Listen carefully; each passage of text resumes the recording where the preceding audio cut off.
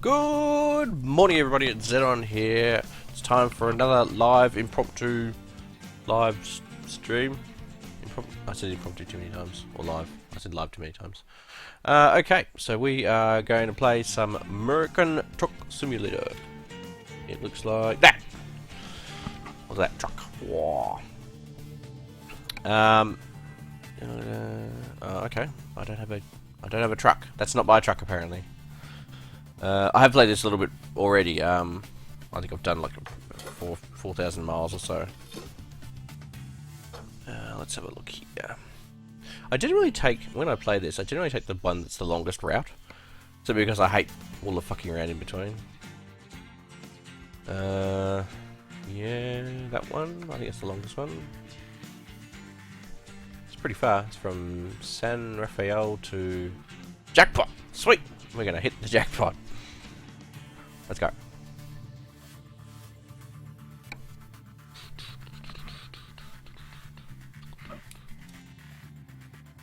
I have biscuits. I have not even half, probably a third of a bottle of flat Pepsi Max.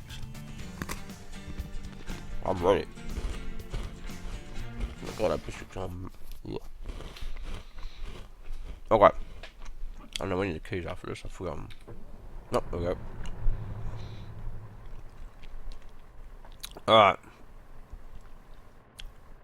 My truck is a Peterbilt. Never heard of Peterbilt before.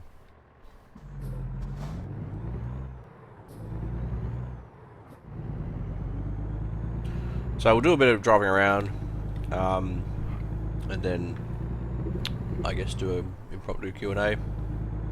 See how we go. I should do this with the Oculus, shouldn't I? What are we towing? I haven't even looked at it. Looks like big tanks or something. Not like military tanks, like water tanks. Oh, green light. Let's go. Come on. Come on. Come on, Bessie. There we go. The light's gone green while I'm going through the bloody intersection. I'm a poor trucker.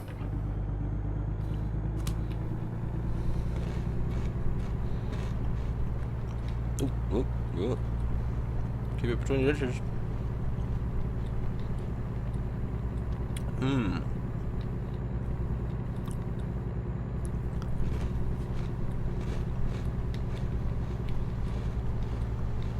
on the road again. Ooh, shit. Shit. Oh, crash vehicle offense. That's not good. So what I know about this game is that if you follow the rules, it's fucking boring. You're constantly stopping, slowing down, and it's awful. If you just charge through, ignore all of these speed limits and running into people, it's a lot more fun. Just trying to maintain your speed is a lot more fun than you know, having to slow down constantly. Because the slowing down is a bit that fucking kills you. But if you're yeah, if you're doing your damnedest just to maintain your speed, it's a lot of fun.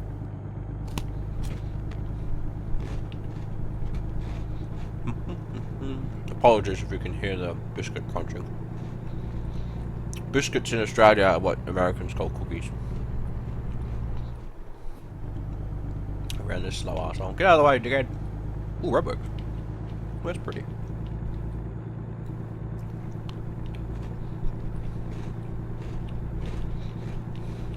Hey, fellow trucker. Hello. Oh shit! Turn the fucking thing off. What's the horn button? Oh, there we go. Oh, that's a wussy horn. I was expecting like a but no, I got that instead. Oh, it's getting dark. Better turn my lights on. There we go.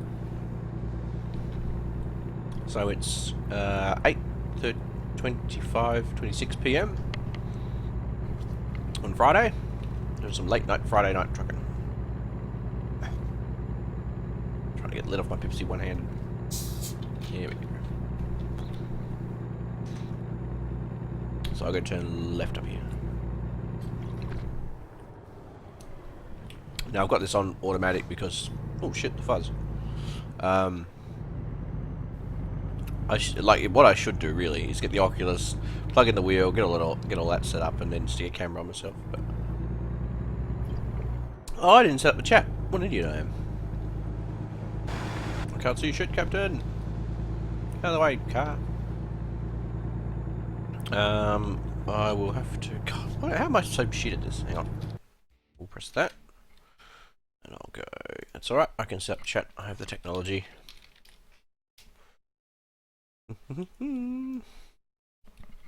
I'll just grab my. That's the one I want. So I've managed to fix my chat for live streams. If you're wondering how the why it's suddenly a lot better than it used to be, yeah, it's because I managed to figure out a way to make it work. Google Gaming actually has an API now for this sort of thing, but OBS doesn't yet have a mod or a plugin for it. There we go. Close that. Cool, that should do it. So all I need now. This must be really exciting for you. I should have really got this shit sorted earlier, but I didn't, and I apologise. Push that across a little bit. We might also talk a little bit about the Soma stream that I did. Now that it's over. Yeah, that'll look. It's good. So I can push that over there. Alright, now let's get back to trucking. Where are we? Drive! Yeah, so it's 9:30 in the morning here. I only got up like 15 minutes ago. Had some spare time, so I thought, why not do a stream? Then I sat down and went, what the fuck am I going to stream? I thought, well, it's American Truck Simulator. It's my American accent. In the Sacramento.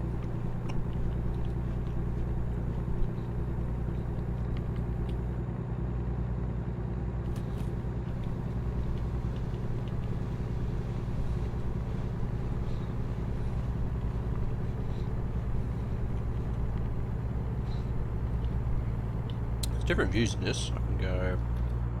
Fuck, where is it? Cool. Oh damn, the police. Right that fucker off the road. Get out of the way, dickhead. Ha ha. Nobody give me a ticket.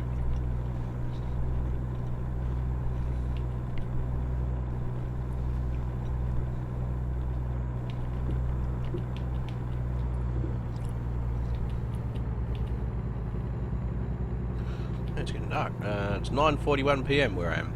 Not where I am, but where the truck is. It's funny in this, you just like, you spend most of the time pushing forwards because I mean, it's not very often that you brake. So you basically glued you might as well just glue your W key down. Because it's pretty much, it stays down 95%, in fact 98% of the time. Yep, 98% of the time you're accelerating. There is actually a cruise control button, which I've bound to something. I might try it once I get a bit faster. Because that saves you from actually having to hold the button down. Ambulance. Yeah, so I finished up the Soma stream this week, which was pretty cool. Not finishing it, but the actual game was cool. If you haven't watched it, then look out for spoilers, because I'm probably going to do a little bit of discussion on it.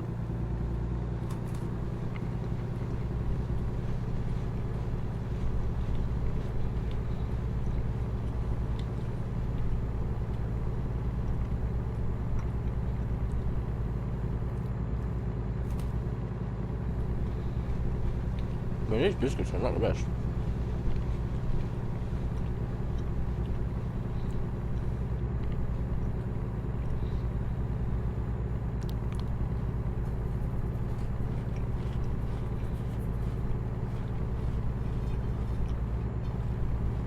Oh shit! Took my eyes off the road for a second. Jesus! Ended up in the fucking bushes.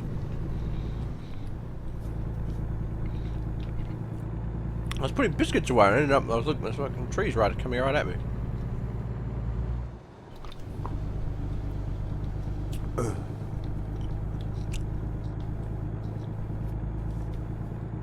Oh, thanks, Pat. Pat says he loves my armor videos. Yeah, I'm enjoying doing the armor videos. The problem is that of all the videos that I do, like live streams and Deus Ex and all the rest of the videos that I do, the armor videos take the most amount of time. Yeah.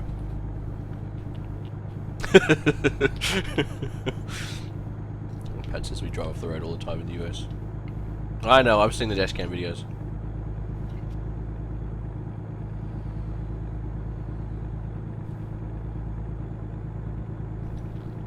Wow, it's super dark. Oh, I can do... No? There we go. High beam every prick. Right. Yeah, the armor videos I do probably take the most amount of time. The live streams are probably my favourite because I can just sit down, start talking, people to talk to, play a game. It doesn't really impact my actual game playing session. And I don't have to edit it or upload it. The only downside is that because there's no editing, you basically see everything, even the boring bits. If I did that while playing Deus Ex, whew, it'd be a horror show. It'd be me retrying the same thing 50, 60 times. Pull in the vehicle inspection. No, fuck that. Nobody needs that. Ain't no one got time for that. You wanna know how much my vehicle weighs? It's heavy.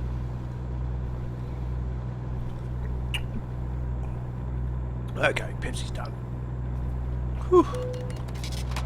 That's only $700 fine. Who cares? It's only money.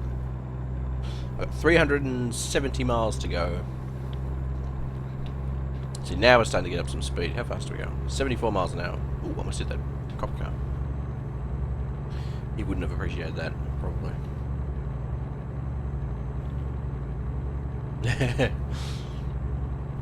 Yeah, unfortunately I can't stream armor videos when allowed.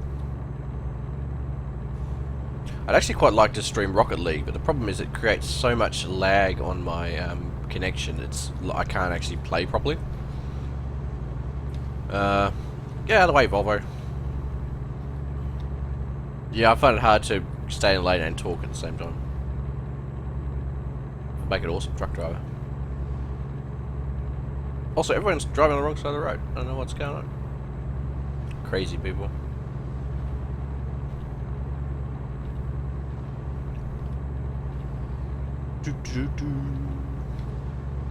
Yeah, it's not allowed to stream other videos, but we can stream anything that, like, we can stream other Shack Tack related stuff. So if we had a Shack Tack Rocket League tournament, as we had recently. Oh, I have to thread my way through here.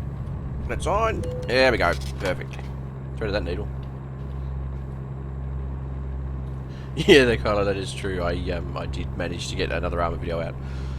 It was actually really, it was a cool one. Like, I like the ones with TJ and I are in the same squad. We got a lot of banter going on. There was actually a whole lot of banter before that. That was just us like crapping on. But if I put it all in, it'd be like 30 minutes of banter and then like 10 minutes of actual video. Which I suppose you probably wouldn't mind that much, but in Shack Tech we have rules, like video editing rules. You know, you can't have 40 minutes of non-gameplay and then 10 minutes of actual gameplay. It's kind of got to be the other way around. So you have to be judicious in your use of what banter you're going to put in versus what actual content you're going to put in.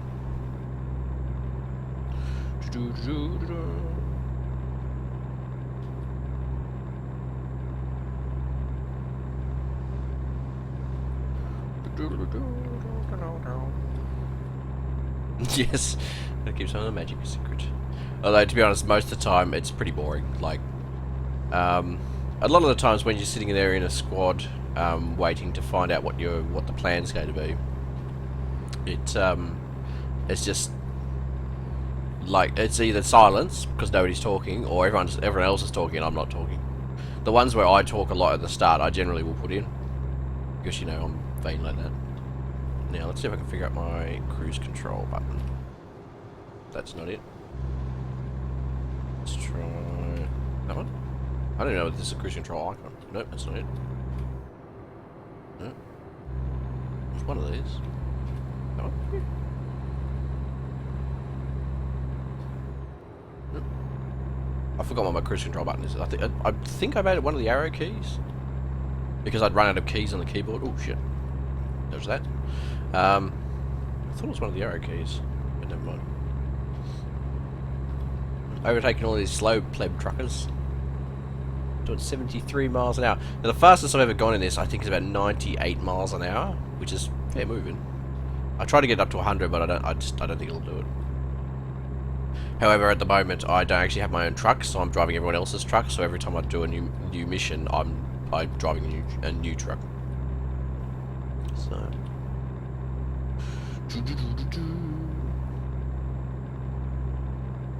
Yeah, everyone loves the banter in the Armour videos, and I love it too.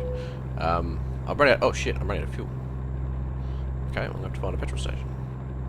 It's what we call gas in Australia. It's petrol. Petrol. Or we could find a common middle ground and just call it fuel. That guy's towing a lot of pipes. You probably can't see it because I'm flicking backwards and forwards too much. So I'm afraid of running into him or into one of those big post things. No fuel station here. I'm also... Oh, I'm actually not that bad. I'm not that tired.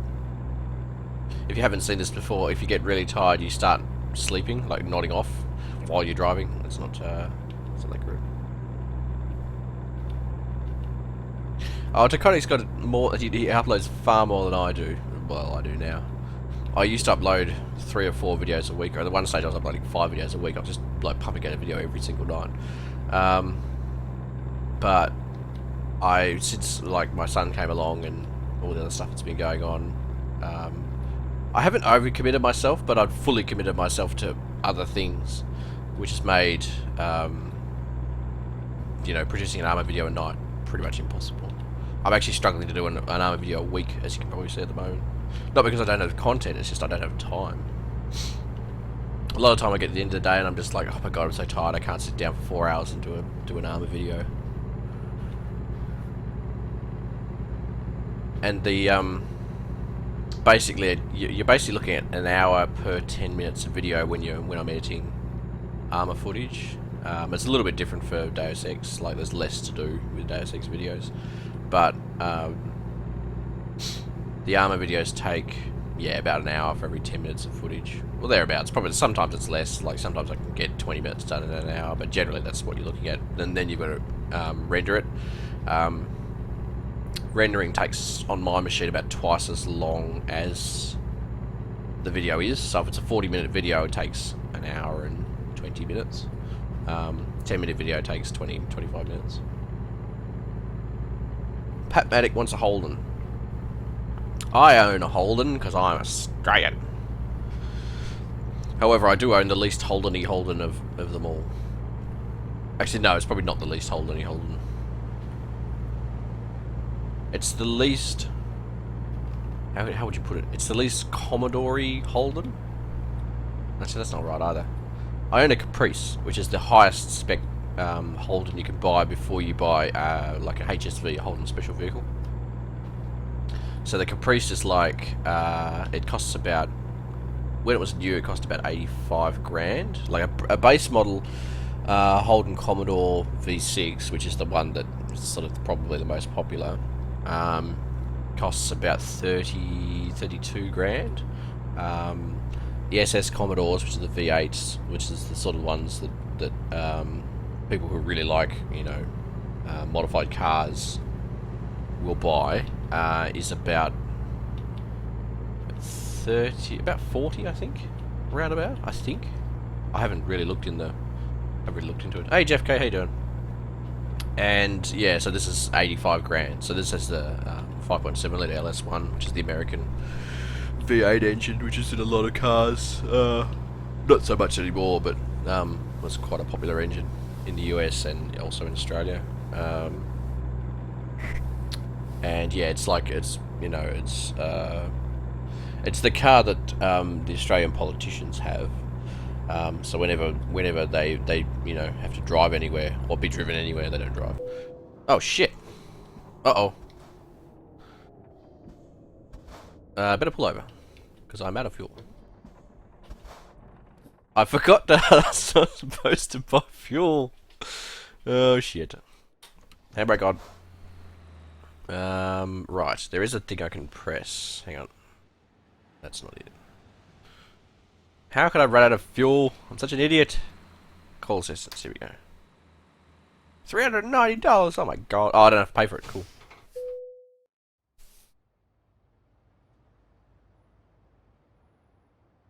To repair, upgrade your truck, or visit the paint. I don't want to do any of those things. I want to put petrol in. Oh, there we go. Put petrol in it. Cool. Alright, let's go. Jeff K said he's going to upload a video. I fail to believe it, but Jeff K. I'll believe it when it happens, not before. Alright, let's go to... Oh shit, that wasn't what I wanted to do. Unpause. Which way do I want to go? I can't see because the bloody thing's in the way. Hang on. I5, there we go. This way. Wasn't sure which way to go because I couldn't see my GPS. Yeah, I suspect it's probably a diesel. I mean, yeah, you're right. It's not petrol. It's probably diesel. And yes, they would have a fun time draining the diesel engine. Getting all the air out of the lines for the diesel. But who cares? Not my problem. I'm not doing it, so who gives a fuck? What was I going to say? Go back to the car thing. Yeah, so I own a Holden Caprice, but it's an old one. It's like 2004.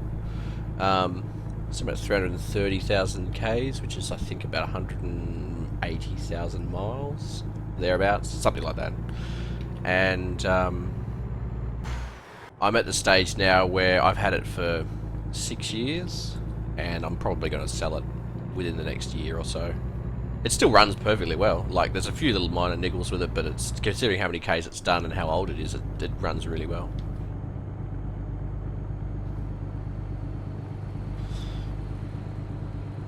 Perfect American Trucker Simulator running the red lights, yeah. Yep. Running red lights, that's what I do.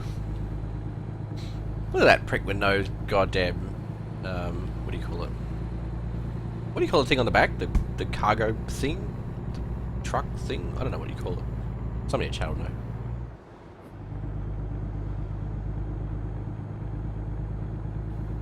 know. So... Yes. So Jeff K is apparently going to upload a video this week. And that was the guy I passed earlier. How did you see so slow? Trailer, that's what I'm... Thank you, Pat. I knew it was something obvious, but... Yeah, so... Yeah, I'm probably going to sell it within the next year. Somebody said a Monaro. Monaro is technically a HSV vehicle, and it's not a luxury vehicle. I mean, it kind of is, but it kind of isn't. And it's also a two-door. Although the new one's a four-door, so...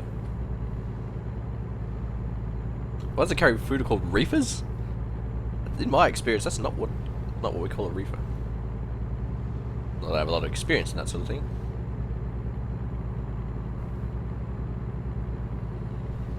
I wonder if this game takes into account drafting. Probably does.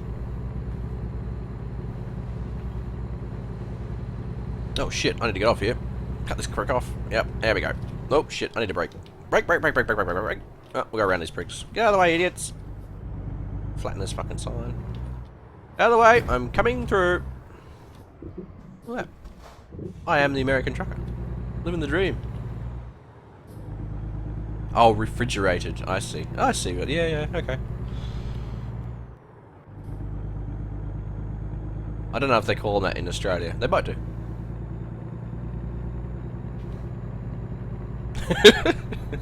Calm down, Jeff K. We're all good. We've barely run over anything. Oh, we still haven't got any bloody petrol. I mean, diesel. I'm like, they gave me like a third of it. Not even a third, maybe a quarter of a tank. Carlo, fat. Sun's coming up. We've been driving all night. 7:40 AM. And we're out in the desert. I wonder where I am. I could look at the map and... Hang on, I can actually press this and zoom out a bit. Oh, I'm very close to where I am. I only have 40 miles to go. I don't even need to get fuel. Although I am very tired. I'm about to fall asleep. Is Jackpot an actual place? It sounds like an American city. It's like somewhere in Las Vegas. We've hit Jackpot.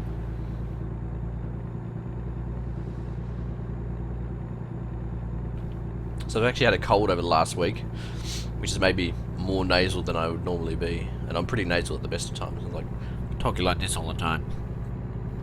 But I found that I've got this nose spray stuff that clears out my sinuses, and I forgot to spray it this morning, but it's like eucalyptus stuff. I was going to spray it this morning, but I forgot. I'm a spanner. Just a cab of a sleep compartment. No, it is not. It has a rear window. That's what it has. Some of the bigger ones do, and I think it's random what sort of truck you get when you take a job. But yeah, this one doesn't. I don't know if you can actually use the sleeper cabs in the game. I do remember in the first... No, Euro Truck Simulator. So the predecessor to this one. I'll have to zoom the thing back in, otherwise I'm gonna... Oh, here we go. Here's my turn off. Yeah, I know in Euro Truck Simulator, even though they had sleeper cabs, you couldn't actually use them. You actually had to pull over into a proper sleeping area. Oh, I still have my high beams on. Let me turn that off. There we go.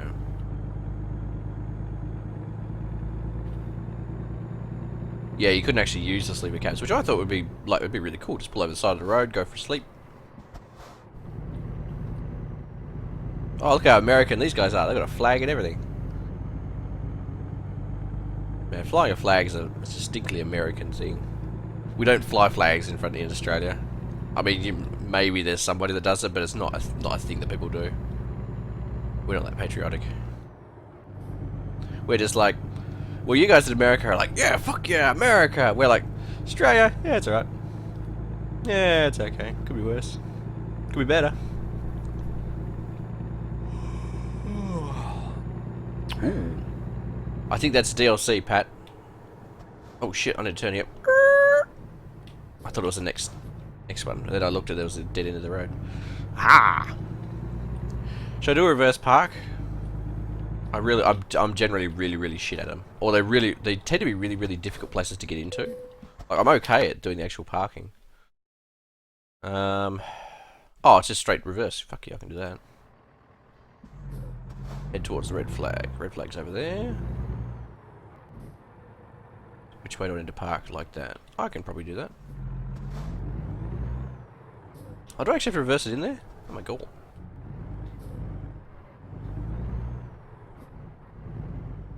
Okay, that's alright. I should be able to get this done.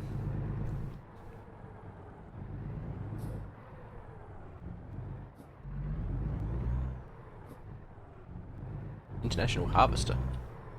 Sounds weird. Alright, so I need to go this way.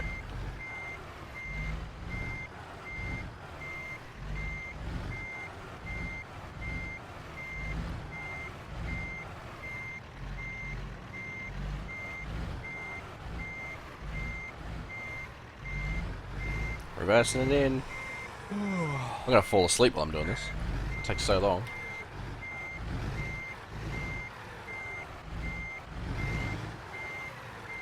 Oh shit. Oh wait. Problem is when I'm reversing it, I forget which way to fucking turn. I think I've put this in too tight. That's alright. We should be able to make it work, I think.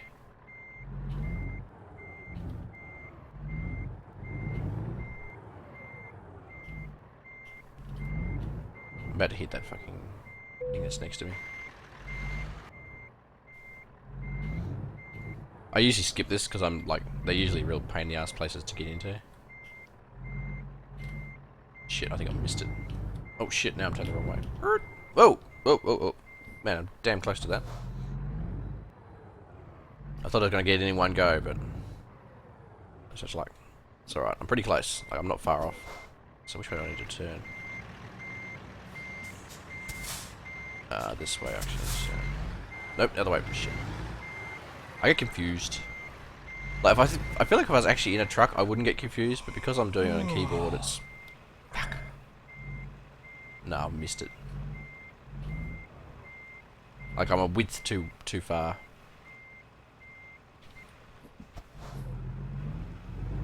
Yeah, I'm not down with the trucks. What do you call it? Manufacturers. Fuck, wrong way again. God damn it. Hey, attention, Xenon. Turn your wheel the right fucking direction. Right, so I should have to turn this way. No, other way. This way. I'm almost certain. Yes. I'm not far off now, I don't think. I'm gonna have to turn this quite hard, but I should be able to do it. Oh, I'm way off still. Fuck. And I'm jacking off the fuck out of this. Right, I'm skipping. I'm too... Yeah, satisfactory! Yes! I am satisfactory. Alright, next one. Job market, here we go. Job. Whatever's furthest. Oh yeah. Los Angeles to... Oh, we're going back to Jackpot. Oh, we're going from Jackpot, probably. Oh no, to Jackpot. Yep, I'll take it. I'm driving a Peterbilt. I'd never heard of Peterbilt until I watched Cars, the animated Disney movie. My son loves Cars, not just the movie Cars, but actual like little toy cars. And we've had that on repeat for the past 3 days. So I've watched it like 10 times. I actually quite like it. I don't quite like it that much though. Not in the way that I'd like to. Oh shit. Turn this around. This has got a sleeper cap on it. Oh shit, hit something. Oh shit. Man, how old is that car? There's a lot of old cars in the US. Judging by this, it seems like quite a lot of them. Look, there's another one. It's kind of like there's only 5 car models. Yeah, I'd actually quite like to go to California one day. Like, specifically, I want to go to San Francisco. Red light, that was green. Well, it was red when I went through it, but it was green before.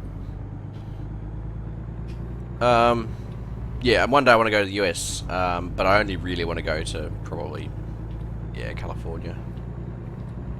Maybe go to Seattle and have a look there. Like, I know it's probably not going to be that interesting. But mostly because, you know, Nirvana and a lot of grunge bands were from there. One day. Like, I'm talking about years in the future. I'm not going to go, like, next, you know, this year or anything. Alright, I think we're going to turn here. Cut these bricks off. Hello, gentlemen. Give them a bit of horn. Alright. There we go. Beep, beep, beep, beep.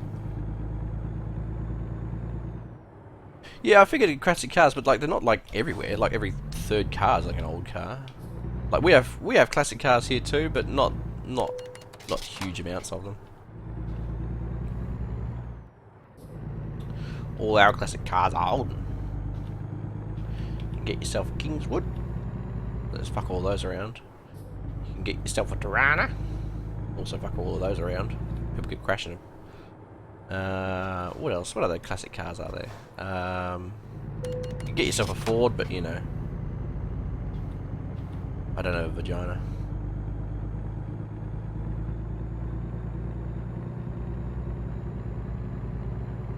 Yeah, we actually have like we had custom plates here, you know, in years gone past, but about probably 6 or 7 years ago, a company bought the rights to make custom plates and started marketing them really heavily.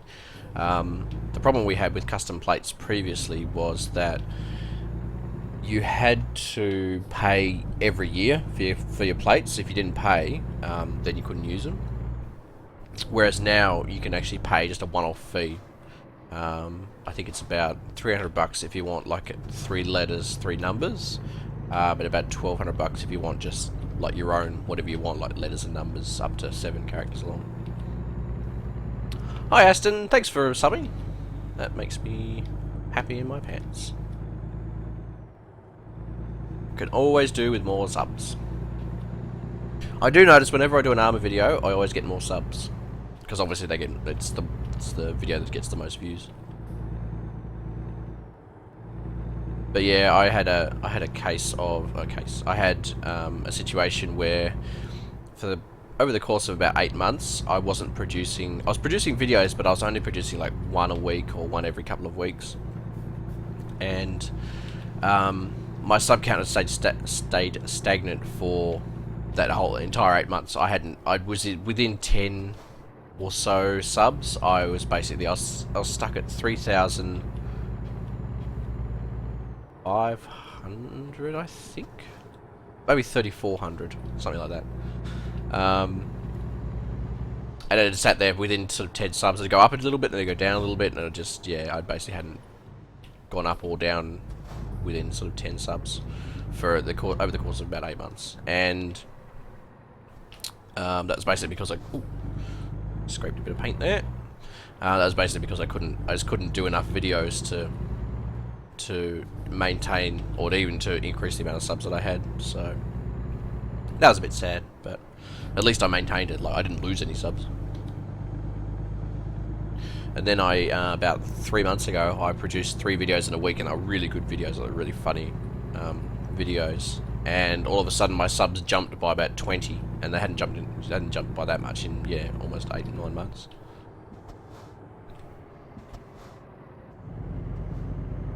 So yeah, subs are going up now, which is good. I mean, I don't think this is something I'd ever sort of quit my job and do. Although I'd like to. I'd love to sit here and play games all day and talk to people on the internet. But hang on a sec. Oh, my nose is all blocked up. I'm going to cough up bits of crud. Yeah, I don't think this is something I would be able to do, like, on a daily basis, and sort of quit my job and do this all like full time. But I'd like to.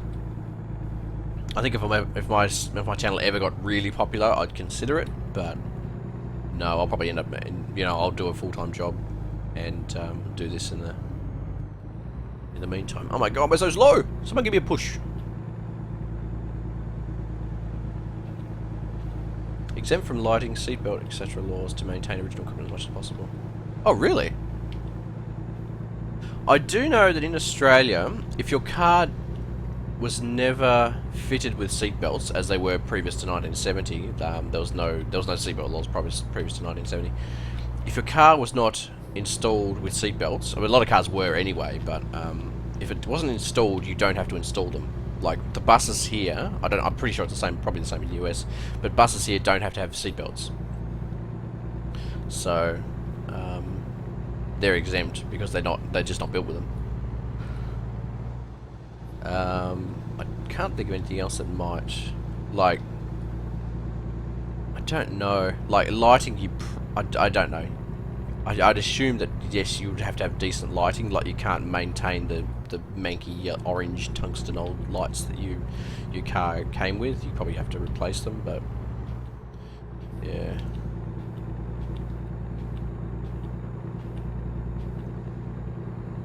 Yeah, I don't know.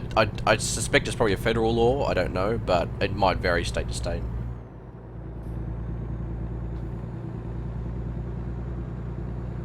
I'm getting 4.1 miles per gallon. It's a decent number of miles, I think. We judge things, obviously, because we don't use miles, we use kilometers. You guys, oh shit, the fuzz.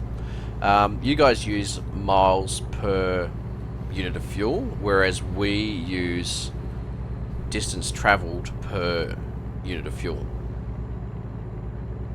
So it's a bit weird trying to convert one to the other, because you guys measure how much fuel you've used over a set distance, whereas oh shit, hang on. Sorry, how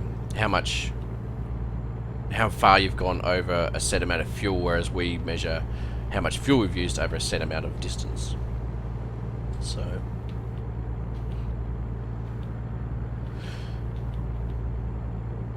yeah, the US safety laws are like, safety laws here are, I wouldn't say they're not lax. I mean, we have requirements, I guess, as well. I think we import a reasonable number of cars, like mostly from Japan. I think we import a fair amount of Japanese cars. The problem I think we have is that import taxes are stupidly high, like ridiculously high. Like you're basically paying about 50% more than the car's worth in import tax.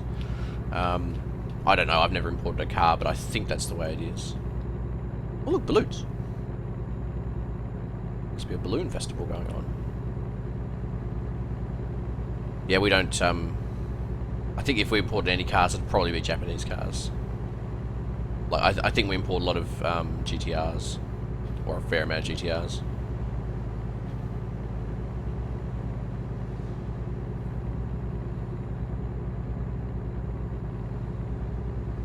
Yeah, see, Pat knows.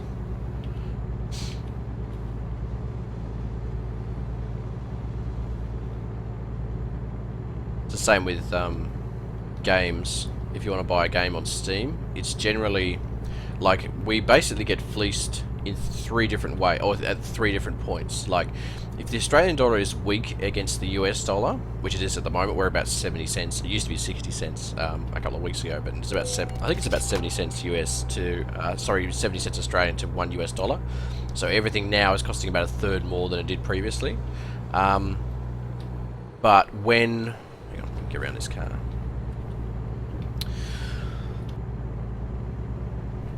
When the Australian dollar was strong, we still had to pay exponentially more than the US was paying, and we also get slugged with Australian tax. Like, I think we just get charged more simply because we're in Australia. Like, there doesn't seem to be a reason for it. It's just like if you're in Australia, you get charged more. You get, you know, it's about 20% more. And there was lots of documented cases of games costing more, even though the Australian dollar comparison would mean it should have costed less. So that's a bit shit. It's kind of like the reverse of what happens in developing countries, where places like Thailand get games really cheap simply because they can't afford to pay the $40 to $70 Australian for a game. So they get to they pay whatever their equivalent is. We get the reverse. We because we're a reasonably affluent country, we have to pay more, and we don't live in the US. So.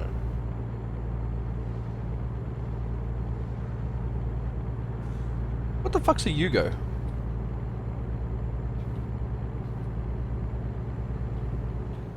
Out of the way, idiots! It's the wrong time. Just want to change lanes.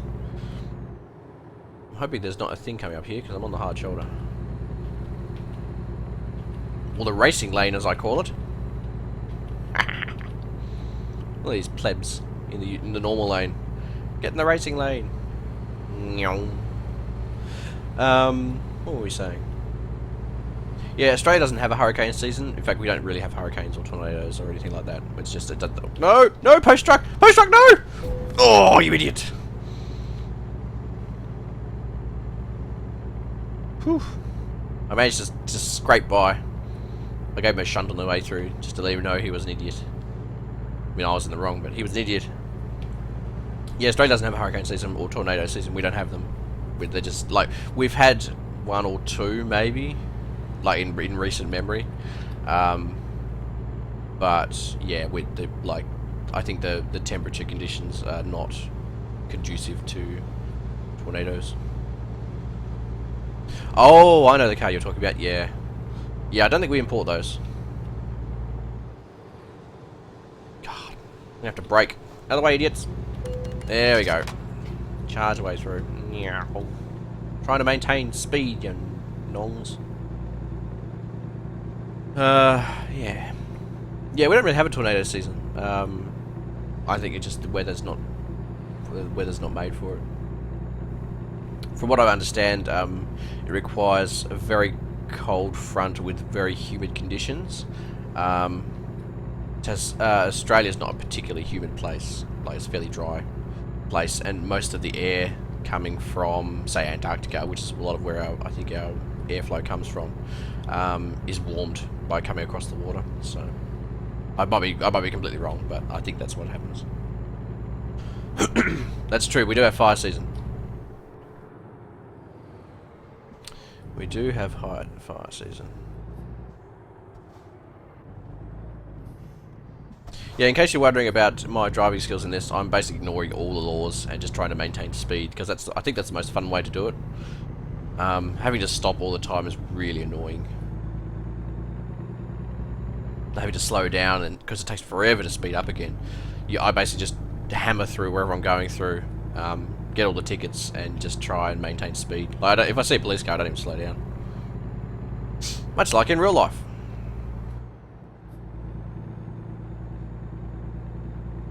I'm trying to out-drag this car, it's not really happening. There we go.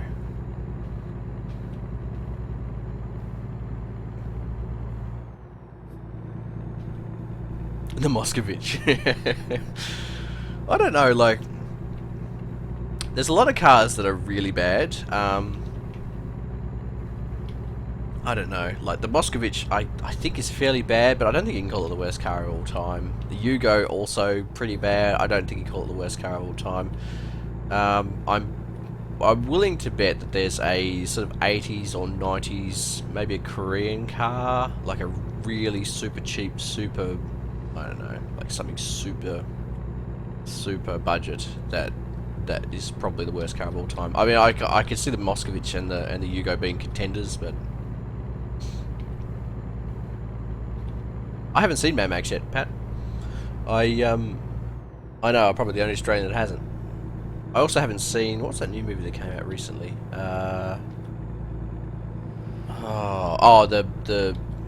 superhero movie. What's his name? I can't even remember. Deadpool.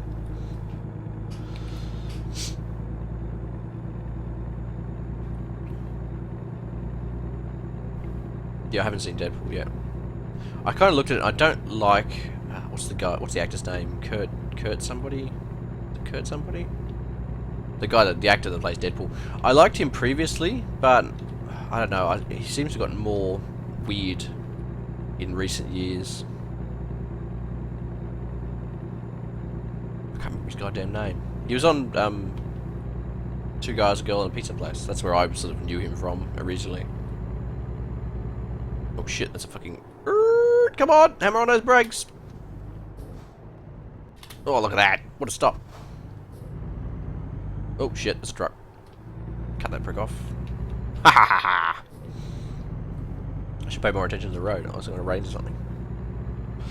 What else we say? What were we saying? The Edsel. I don't know what the Edsel is. It sounds like an awful car. GMC Gremlin. Yes. Yes. I'd put in a vote for... Fuck, what's that car's name? Daewoo Matiz. My girlfriend had one. It's 3-cylinder, 800cc. It's a tiny little, like, super cheap box. And the wheel fell off. I got pictures of the wheel actually come off the hub. Just broke off. Luckily, she ran it into the back of another car. Not because the wheel fell off, that was afterwards. But yeah, she ran into the back of a car, did about $3 worth of damage, and then they wrote it off. Best thing that could have happened to that car. Goddamn death trap. Rode a 3-cylinder 2-stroke Kawasaki for 3,000 miles from East Coast to West in 1970. God, Carlo, how old are you? Not a fun experience. I stood for most of the trip. 3,000 miles is a bloody long way.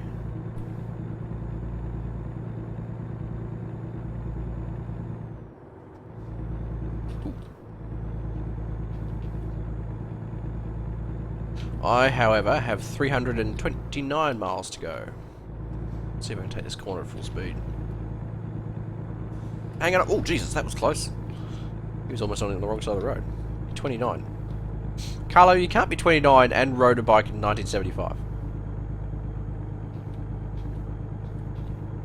Because that would mean you were born in 1985. 10 years after you rode a bike. Yeah, plus I'll buy it as 29 years, I guess. I really wish I could figure out what the fucking cruise control button was. I'm just gonna try it again, hang on.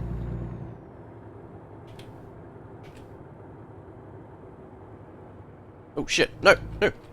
That was the camera button. Maybe it's, hang on, maybe it's this one. Alright. Nope. No, I can't figure it out. I'm just gonna have to push it like a pleb.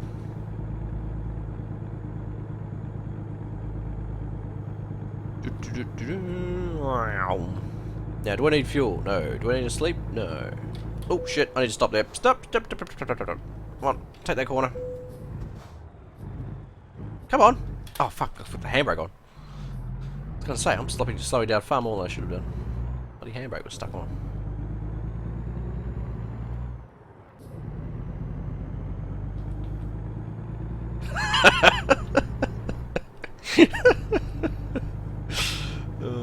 Why am I going through here? I could have gone around. Fuck. If I'd been paying attention, I'd have realised I just could have kept on trucking. I wouldn't have had to slow down. Goddamn GPS.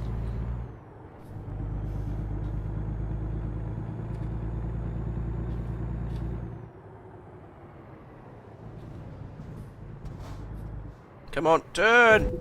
Oop, oop, oop. Bit of front end fender damage.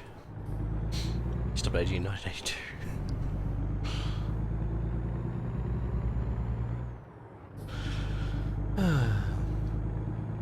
So what else has been happening? I'm about to start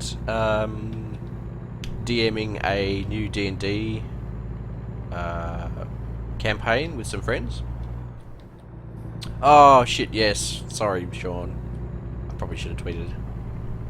Whoops. Sorry. I'd forgotten about it. So what I need to do is sit down and write a fucking checklist of all the things I need to do before I start streaming.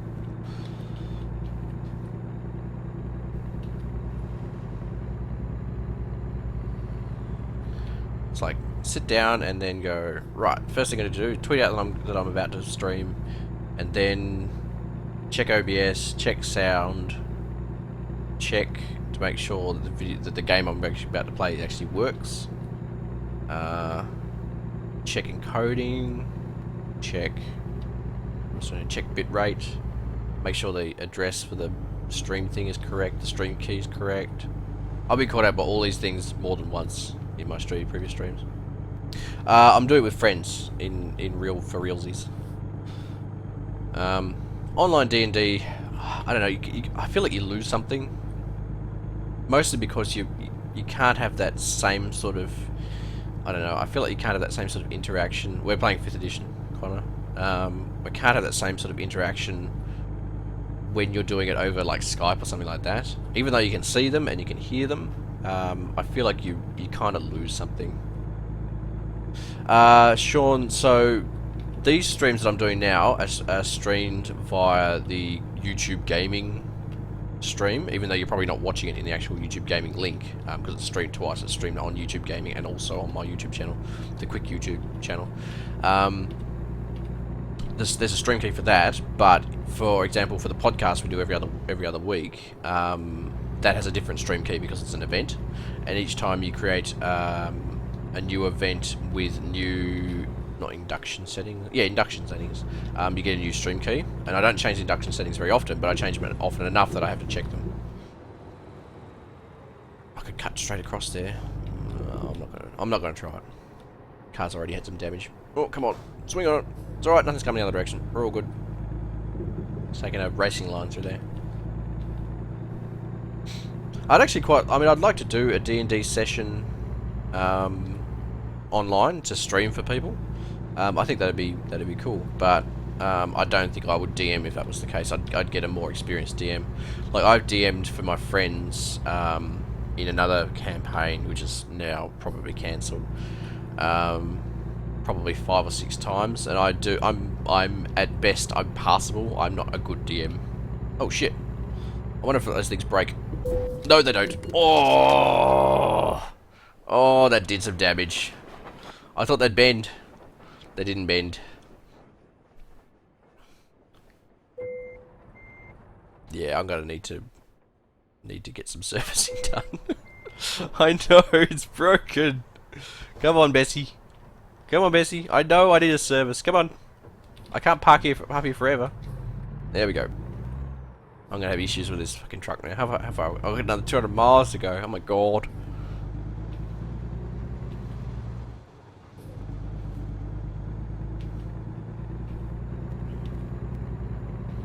Yeah, I was kind of hoping those boom gate things would break, or bend, or push out of the way, but they didn't. They just stopped my truck. I was racing the train. I lost. Oh, that's a jet. Did you see that? What were we saying? Oh yeah, DMing. Yes, I've DM'd like 5 or 6 times for friends in a different campaign. We were playing the Mines of Fandolva, the D&D 5th edition starter campaign, and I actually found it difficult to do because I hadn't made the campaign myself. I was having to read up on everything beforehand, like spend a couple of hours reading beforehand of all the stuff that was possibly coming up. And yeah, I was struggling. So this time I've written my own campaign. Spent a few late nights over the last couple of nights, and yeah, I'm keen. I'm actually really excited about what's coming up. Oh, it's not on. There we go. I'm really excited to play a game where I sort of know I know what's going to happen, and B, I can make shit up on the fly without worrying about breaking the story. Uh-oh. Come on, car. Come on, truck. Come on, Bessie. There we go. So I need to find a service centre. I have no idea where it is. Oh, brakes don't work when you...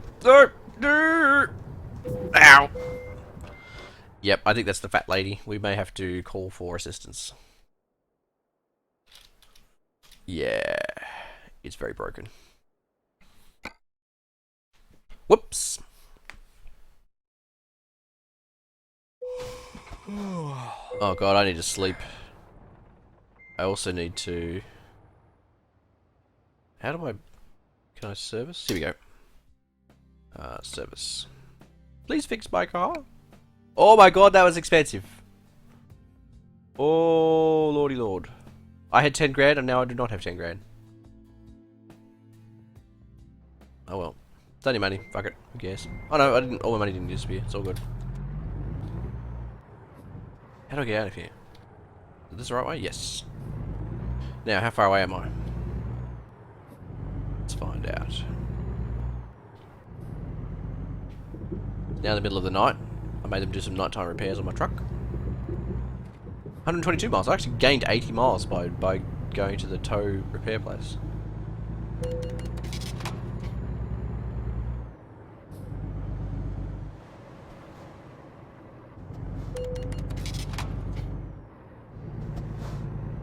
So this is a KW. I'm presuming it's a Kenworth truck.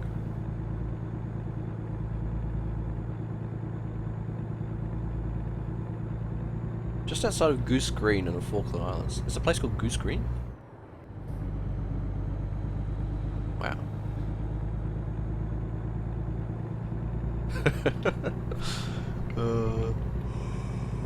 I know I'm tired. I gotta find a bloody...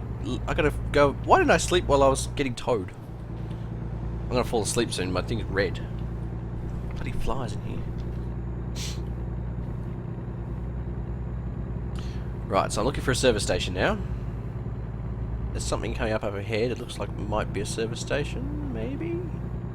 Oh, I think it's a way station, damn it. Yeah, it's funny when you get like over 30, and I'm guessing probably as you get older as well. I don't know, you just get... Things that didn't trouble you earlier, like previously, now all of a sudden, you know, your body betrays you. I went to pick up my son off a slide slightly awkwardly the other day and fucked my back for about 3 days. I'm like, yeah, I'm gonna have to be very careful.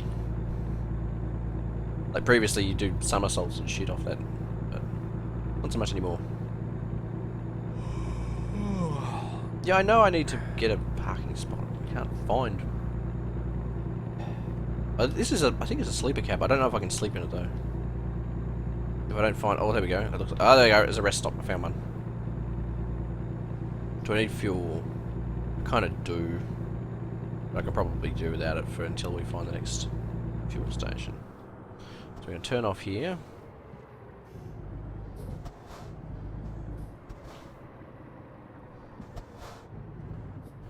Oh, come on. Get lots of horn. Get out of the way, cop car. That's it, I'm pushing you out of the way. Move! Move, idiot! Get out of the way. Spanner.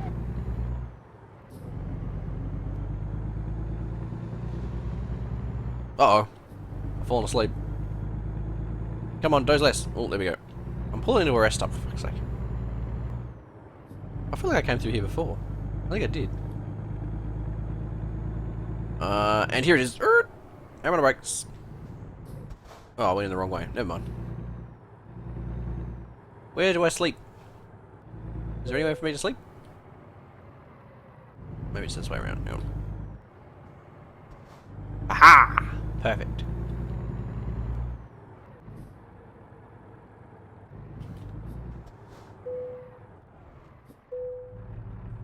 And we have snooze.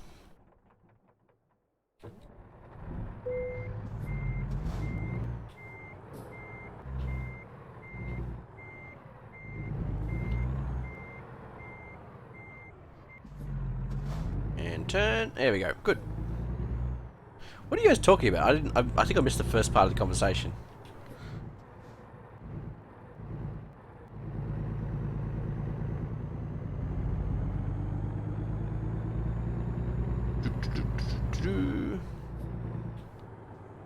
Right, I think we just go straight out. Don't bother looking. Just head out into the open desert. Now there is actually extra views in here. I can. Oh god damn it. Oh no, I think it's this one. There we go. Wow.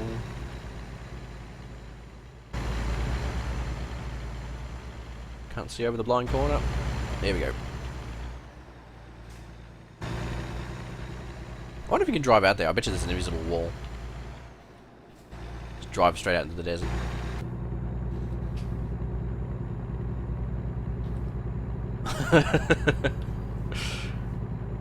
Into a shot by the police. Well, I ran into a police car. That's kind of sort of the same. Now, are you guys all here? Because this is the most people I've had in the stream for a while. Are you guys all here because you saw the word of, well, Murican, and thought, hell, gotta watch me some of that. It's my American accent.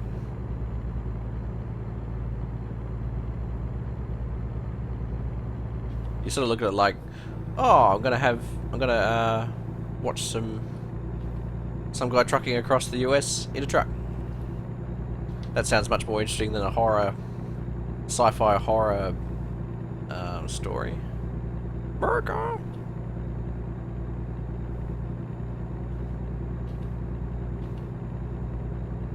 Oh, I'm almost there. 8 miles to go. Sweet. Truck simulator. Yeah, I don't know why people like it. Like, I didn't like it until... In fact, I still don't really like it. I didn't really like it until I stopped... basically stopped obeying all the road laws. Basically just turned it into a contest to see how fast you can get there.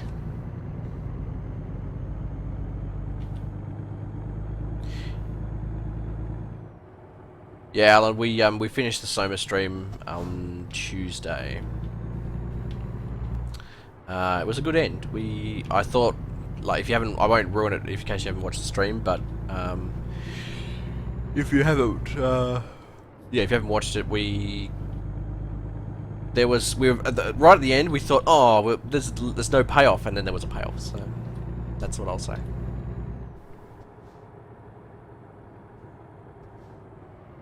So we're all getting slightly disappointed about it there being a really shitty ending, and then it was better. Jeff K, what have you got to be busy? I know you don't work. You don't have a real life or job or anything. You just exist to play Armour. I'm in a hurry. Doing that reversing was really boring. Jeff K could stream my stream. Streamception. We can't cross streams, Jeff K. Right. This is the same place. Oh no, Elko. Going from apparently nowhere to Elko. Let's go.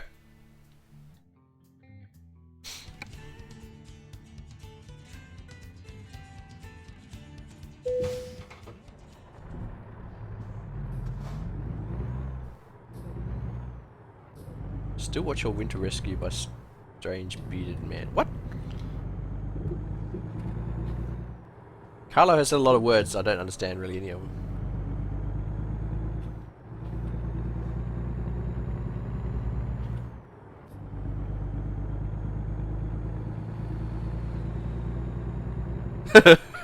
You did a monologue. Did you do the monologue, Jeff K, or did Ghostbitch do the monologue? Because fuck it, I think he could talk.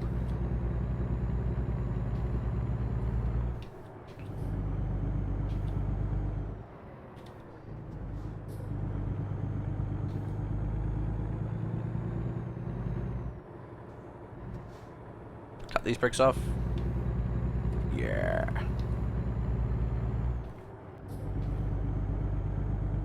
Yeah, so I'm doing a D&D campaign for some friends. It's going to be 4 of us, no, 5 of us. Yeah, 5 of us. The problem we have with the previous D&D campaign is just trying to organise 4 people to be in the same place at the same time on the same night is almost impossible.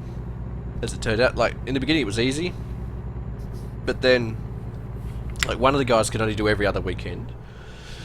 My partner can only do Saturday nights, so it's like we have to do Saturday nights. That's the only time we can do it. We can only do it every other Saturday because one of my friends has his son the other Saturday and can't come. We can only do it. Oh shit! I need to turn. Oh fuck! Have I gone the wrong way? Have I gone the wrong way? I think I have. Shit. Ow. What happened? Get out of the way, cars! I have gone the wrong way. Shit. Why didn't nobody tell me? Probably can't see it. Alright, let's turn around. Yeah, I was going completely the wrong way. I don't know how I did that. I think I just followed the road and didn't turn off or something. Yeah, so we're stuck doing, like, at best every other weekend, and then my brother could only work like 50%, could only play 50% of the time, so that sort of cut it down to once a month. And then my other brother, who was also playing, was a bit unreliable in terms of being able to actually turn up, and so it basically just didn't happen. We started off playing every other weekend, and then that turned into once a month, which turned into once every couple of months, and then we didn't play for 6 months, so it's pretty much stopped now. How much is load costing you to deliver? It doesn't cost me anything. I get paid for this shit, motherfucker. I think we only paid 10 grand. I have no idea how much it costs. I'm trucking for someone else, so I can't afford my own stuff. And the way that I keep charging through red lights and running over people, I'm unlikely to make any money anytime soon. There's probably a cheat code I can put in, but you know. So we decided to start a new campaign with some slightly different friends. Like, 2 of the people from the previous campaign are coming over. One of them is keeping their character. The other one is probably going to create a new character. And we've got 2 new people coming in. And also, as the DM, I'm going to run an NPC that sort of stays with them as well. So I spent last night sitting there doing up my NPC. Like, I'd never created a character before. I'd never actually played D&D before, sort of about a year ago. 5th edition, Carlo. We're playing 5th edition. What? Engine malfunction? Oh, because they ran into me. They ran into my trailer, not meant to be.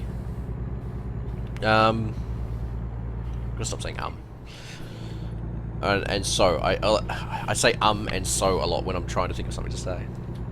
I should just say nothing and then say it.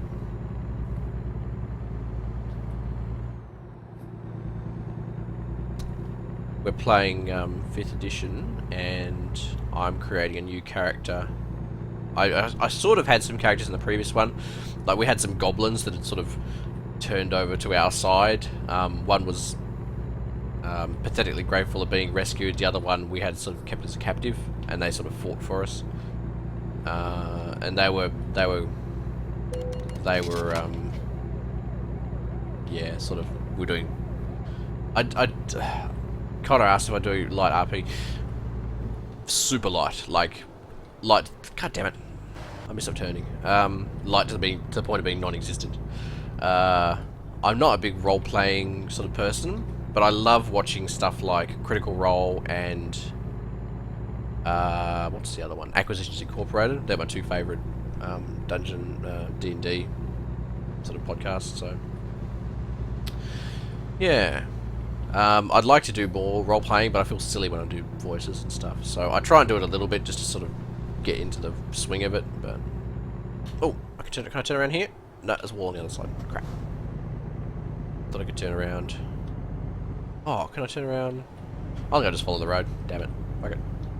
Let's keep going. So yeah, we had Dobby the House Goblin, and Droop. Droop's actually part of the campaign. You're not supposed to. I don't think you're supposed to, like, you know, take him with you. But he is actually a character in the campaign.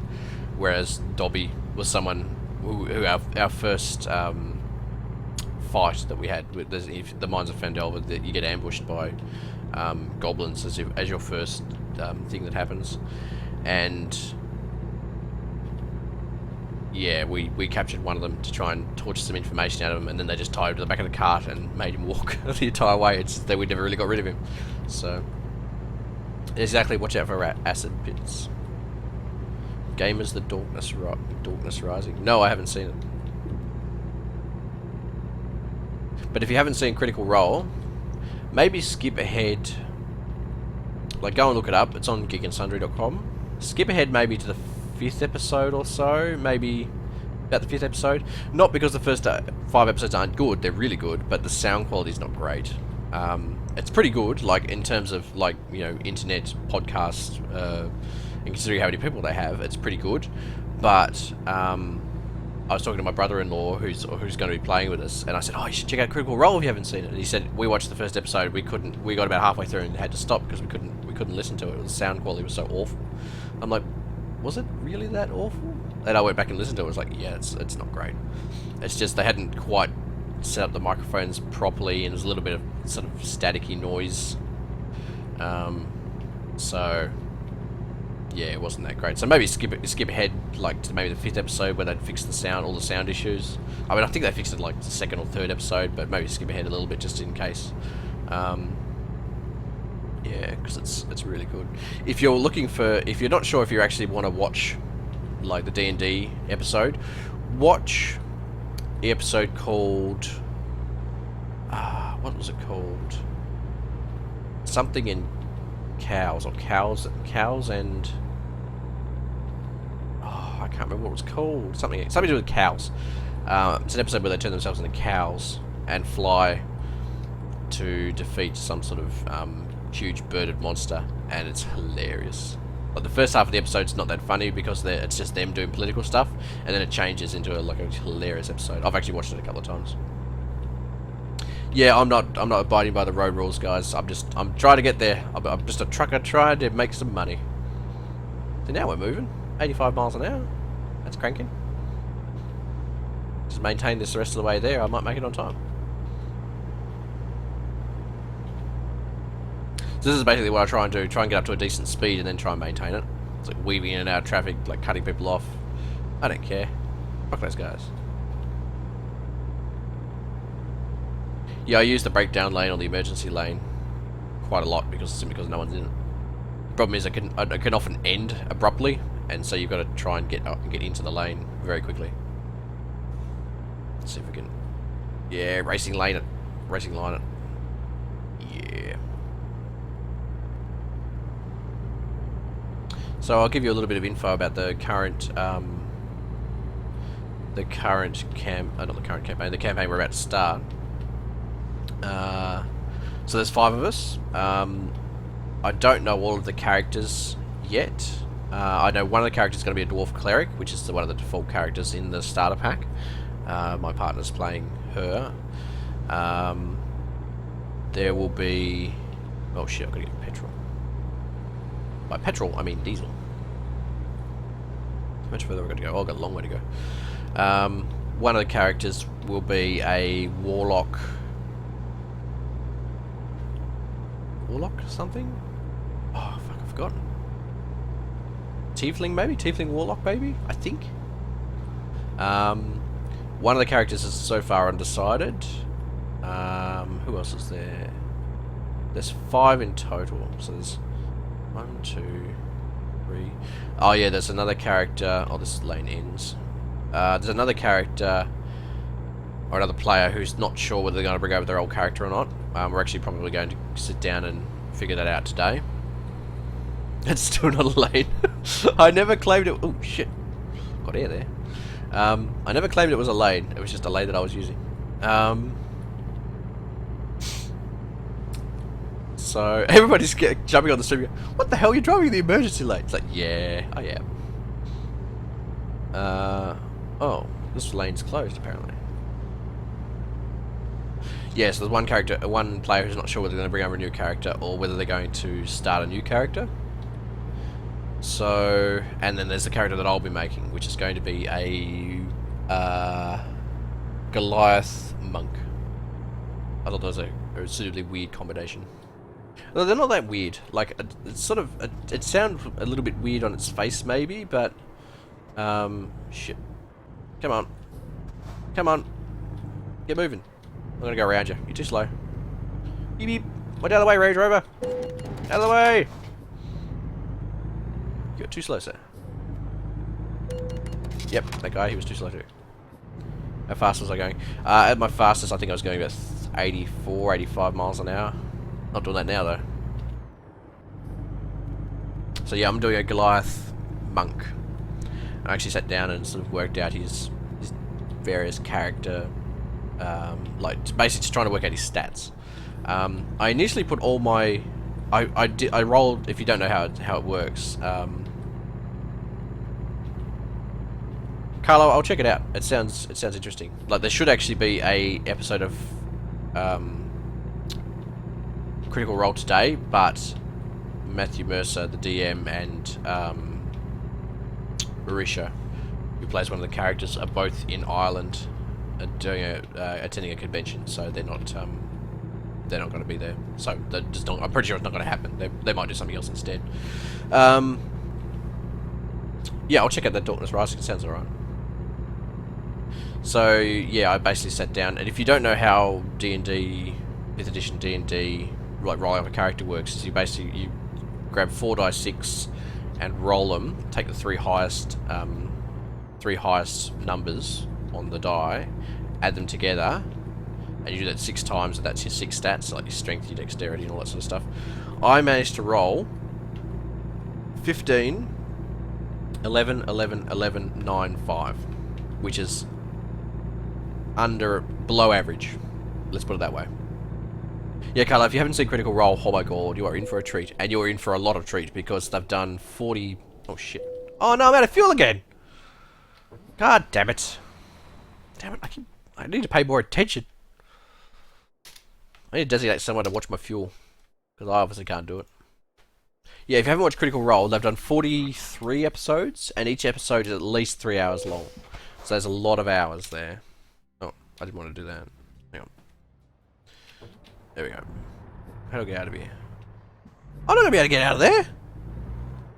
Oh, that's not the outway, that's okay. How are they getting in there? That's what I want to know. Yeah, so there's 43 episodes, 3 hours each. That's a lot of hours of watching. I started watching it around episode, I think, 13 or 15. No, probably, something like that. Like, maybe about 10 to 15, I think. And I've been watching ever since then. I don't always get to watch it live because, you know, work gets in the way and stuff. But and also sometimes I feel like sitting down at a specific time to watch 3 hours of content can be annoying. So I tend to watch the recorded sessions afterwards. Just deliver fuel and you never run out. Alan's got the right idea. Why am I lights not on? There we go. Yeah, there's a lot of content in there. So yeah,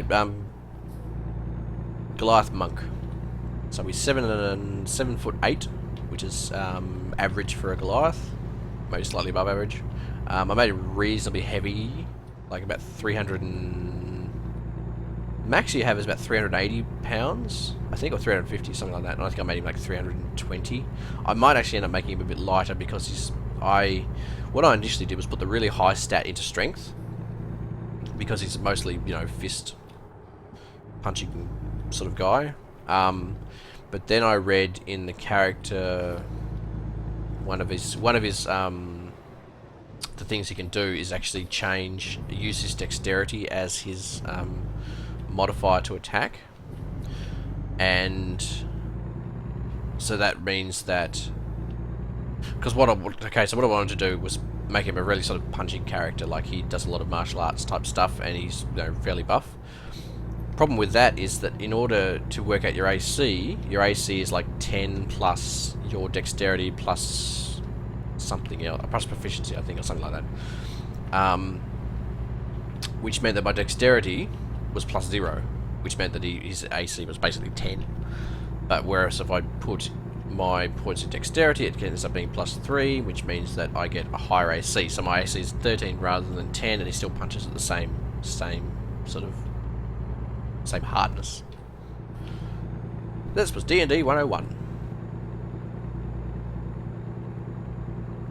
Yes, the people I'm playing with, 2 of them were playing in my previous campaign, and 2 of them have played D&D before, but they've never played 5th edition.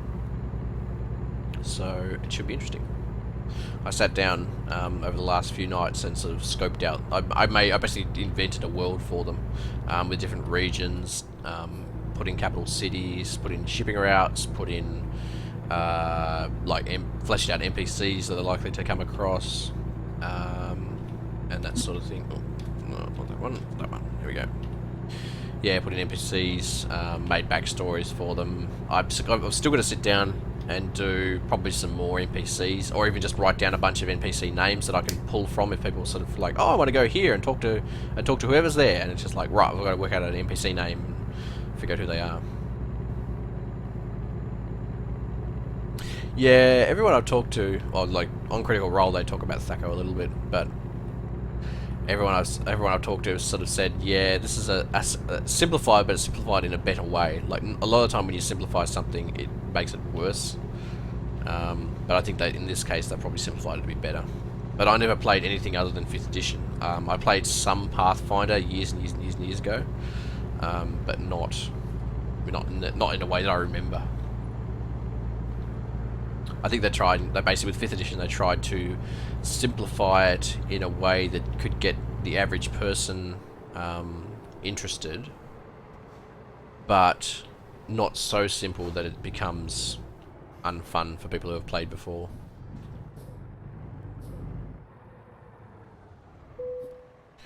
Fill her up!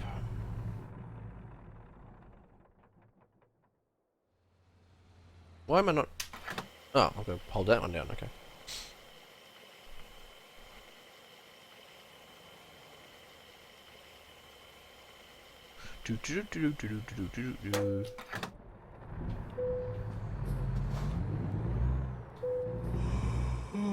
Oh, I need to sleep. Fantastic. Is there someone to sleep here? There is.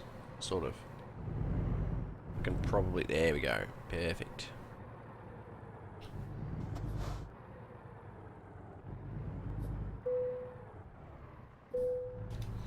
We shall have a snooze.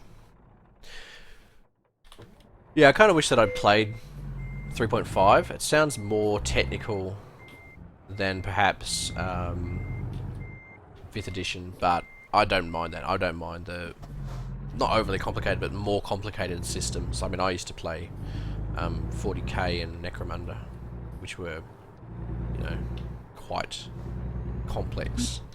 I could never remember how to turn off my lights. Yeah. Is it 3rd edition or 3.5? 3.5 seems to be the one that everybody's played. Like, if you talk to hardcore D&D players, they're like, yeah, we played 3.5. Even one of the guys who's coming to my next campaign has said, yeah, we played 3.5 almost exclusively.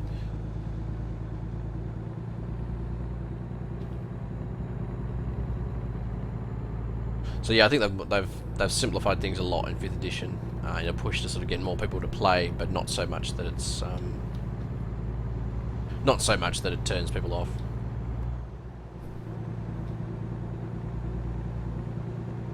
Oh wow, you started 2nd edition. Wow, you are showing your age now, Carlo. That was quite a few years ago. I never played 2nd edition, but I'm aware of it.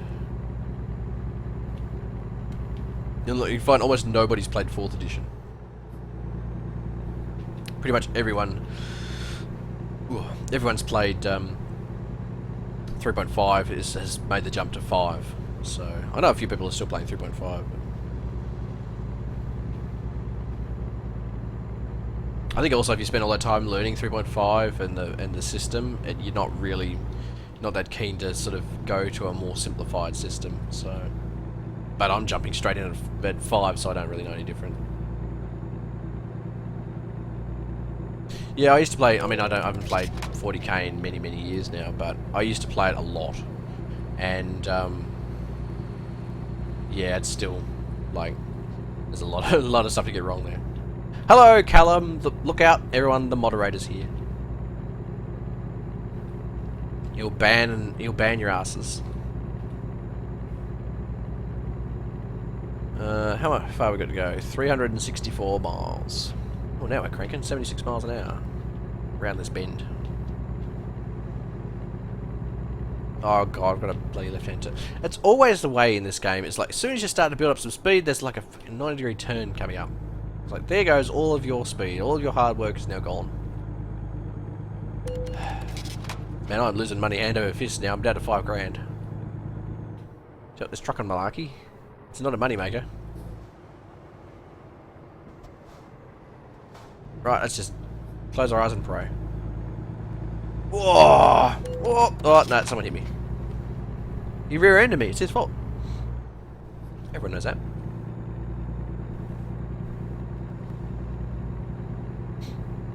The books for 40k, they didn't change the rules that often. Or, to be honest, really hardly at all. Although I did know that they I don't know if they changed the rules, but they changed the way they changed the 40k system a while back.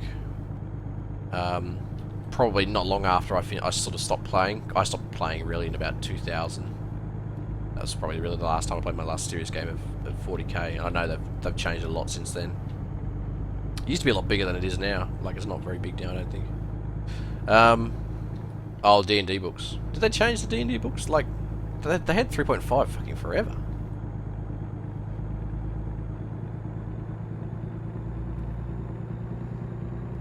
Yeah, I know 3.5 was around for many years, and 4 was like around for not very long at all. I think they realised people didn't really like it.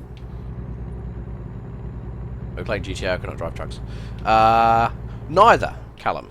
So suck it.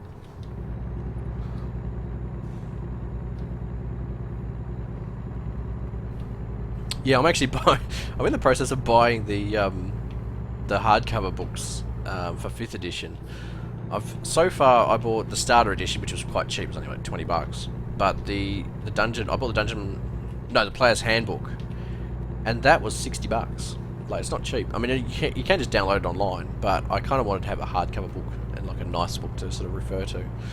I still want to get the Dungeon Master's Guide and the Creature's Guide, but that's like it's 120 bucks I've got to spend somewhere. I'll go into my local board game shop probably about once every 2 weeks and just have a peruse through what they have. And a lot of the time I'll just be like, that looks good. I might play that. I might buy that. I think I play Rocket League. There's no rocket jumps in this, unfortunately. Warm up my tyres. Ready? Alright. Yeah. Keep those tyres warm. Might have to do some hard braking at some point.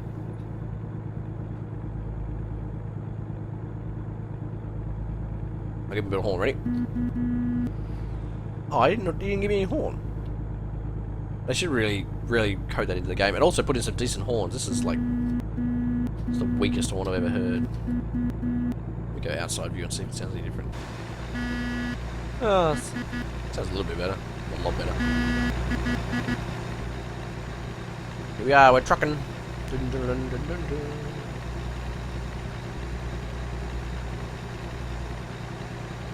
Yeah, we drive on the left as well, Callum. It's a bit of a, I don't know. It's a bit of a, I don't know. I play a lot of car games, I guess. So it's not, doesn't worry me that much.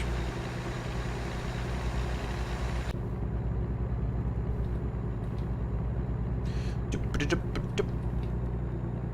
you're just joining the stream, make sure you say hello in chat. They're a nice bunch of people. Except for Callum, that guy's a prick. The guy with the spanner. Give him plenty of lip. What is that? Oh, it's a truck carrying a low loader. Like a bulldozer or something. Hey, I'm not going to kill anyone today. Probably. I've crashed once and had to repair my truck. I'm going to get it towed a bunch of times because I've run out of petrol and I'm paying until I get banned. Get banned from my own chat. Xenon is in timeout. Oh, hello, Zap. Thanks for joining us on the stream today. Always nice to see someone. I think you're a new face. You don't like your little icon doesn't look familiar, so.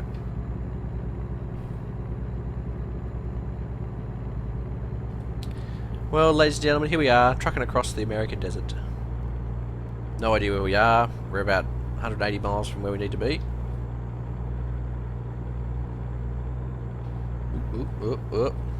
I've got a big thing in the middle of my console here that says visit service. Well, now we're cranking. 85, 86, 87, 88 miles an hour. I'm going back in time. 90 miles an hour. Oh, hill. Damn it. Yeah, so I'm not trying. Oh shit, that's a. No, no, no, no, no, no, no, no, no, no, no, no. Oh, nope, we're all good. We're all good. Oh. Yeah, I do have Euro Truck Sim as well. The graphics in this are slightly nicer, but to be honest, it's basically just the same thing, but with different background textures. That's pretty much all it is. And I kind of do like driving through different countries, whereas this year basically you're only really driving through different states. So, yeah, I kind of should have paid more attention there, Sean. Oh, can I cut through here? Don't you have to slow down? Yes. Engine malfunction? What? No, we're all good.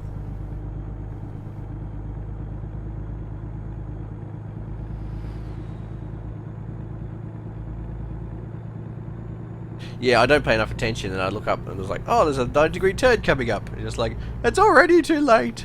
We're all gonna die. We're all good. It's all good. Why do they put 90-degree turns at the end of like super long straights? That's stupid. You could have put a big long bending turn, but no.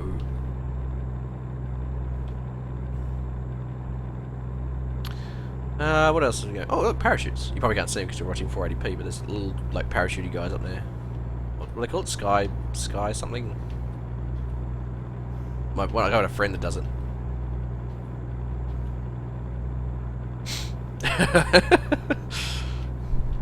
Hold on to your butts, everybody.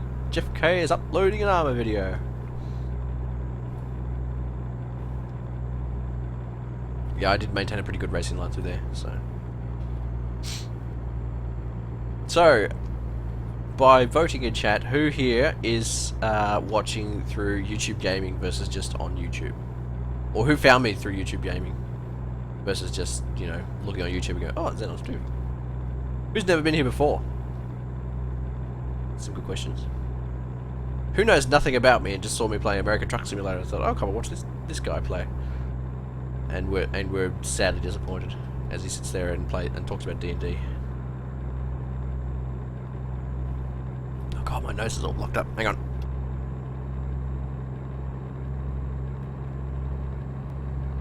Oh, that's disgusting. Yeah, I know. Takes so long to edit, Callum. Oh, here we go. 90-degree turn coming up. I've seen it coming early. Oh, shit. No, I need to turn that. No. No, no, no, no, no, no, no, no. God damn it. It's alright, we'll back up. Out of the way, truck! God damn it. There's a guy right up my ass. Move! Fuck it. We may have to get inventive here in a minute. Hang on.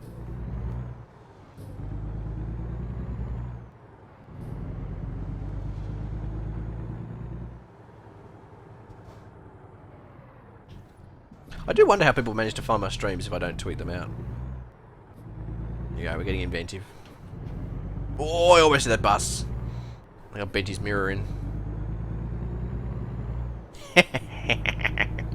I will deliver this load. You can't stop me. No, I can't get across there. Damn it. There's like a big concrete divider there. Look at me, Mum. I'm in England. Oh shit, there's a fucking tunnel coming up. Well, that may complicate things slightly.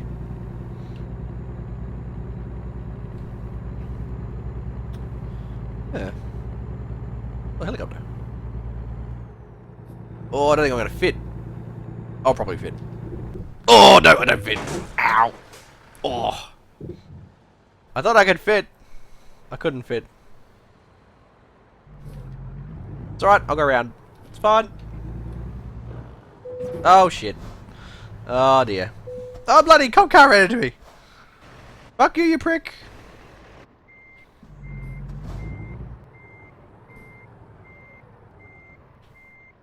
I may have to reverse all the way. Because I was kind of hoping I'd be able to get across, but I couldn't.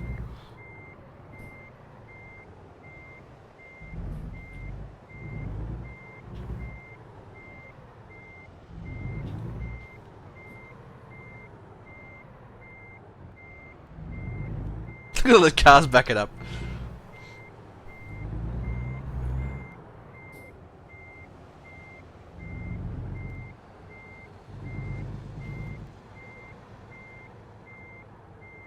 Try my best to reverse without hitting anything. I might just pull over on the side of the road here and then chance it once everyone goes past.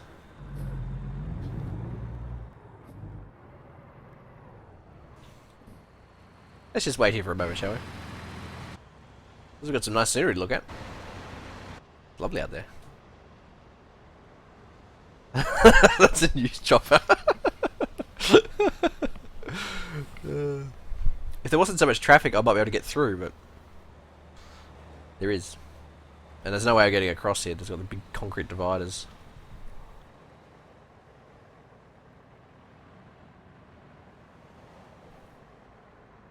Is my truck still running?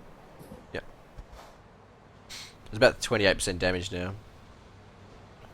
Alright, started to thin out a little bit. I might chance it in a minute. See if I can get across to that right hand lane. It's like because of the way that the tunnel is like an arch shape, I can't drive in that left hand, like in that emergency lane. Yeah, I think my I didn't actually, when I hit that tunnel, my trailer actually did the worst of it. What the hell? I'm stuck.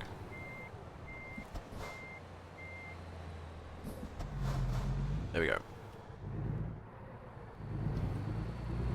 Alright, I'm getting ready to dart across. Wish me luck, everybody. Fuck, there's a truck coming. Come on, come on, come on, come on. We may have to just barge our way through. Just pray there's no trucks. Come on. Alright, close eyes. Oh no, don't change lanes. Close eyes and go. Fuck it. Come on, come on. Ow. Get out of the way. I'm coming through. I'm a truck. I'm coming through. Oh, that's a lot of damage. 51%. My truck's not going to be going much further. Oh, we got new mail. Come on. Oh, we got over. We got up and over. No, I'm not. Damn it. Okay, so, things haven't worked out to our advantage.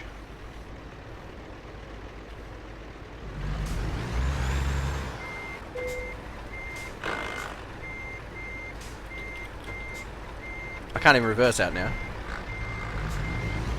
Wait, wait, wait.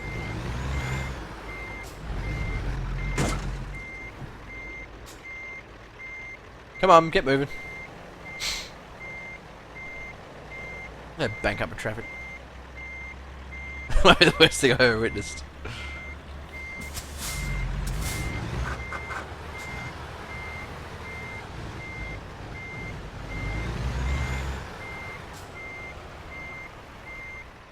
What happened to that car? That wasn't me. That was some other thing. Can I fit in between those? Do you reckon? Let's have a look. I don't think I can, but I'm going to try. Otherwise, we're... Oh, oh, come on. Come on, come on, come on. Just everyone move up. Move to the sides. Move over. I can make it if you move over. I can lane hogs.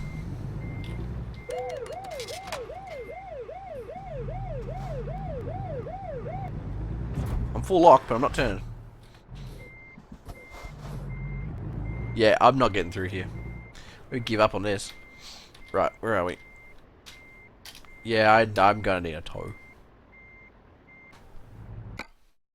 Yeah, that car was just completely vertical at the exit of the tunnel. Right. Do some repair service.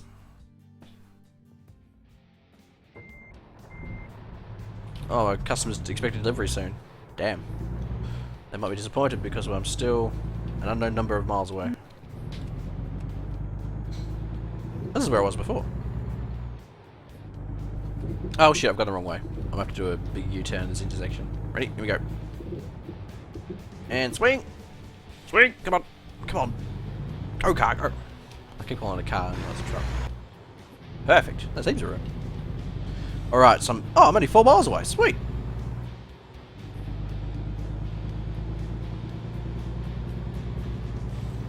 Professional skill set in many, many inverted commas. Right, I'm only 2 miles away apparently. Cut this brick off. So in the US, I have a question to the people that are in the US. Oh, I'm about to fall asleep too. Okay, so yeah, I've got a question.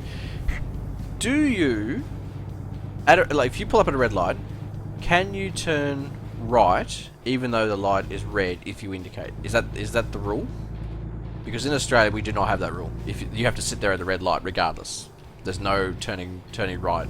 You can't go through an intersection with a red light. Unless it's like an emergency or something like that. But yeah, we don't have that. That's not a law here. Although it sounds like it could work. Not right, obviously we'd have to turn left, but you know.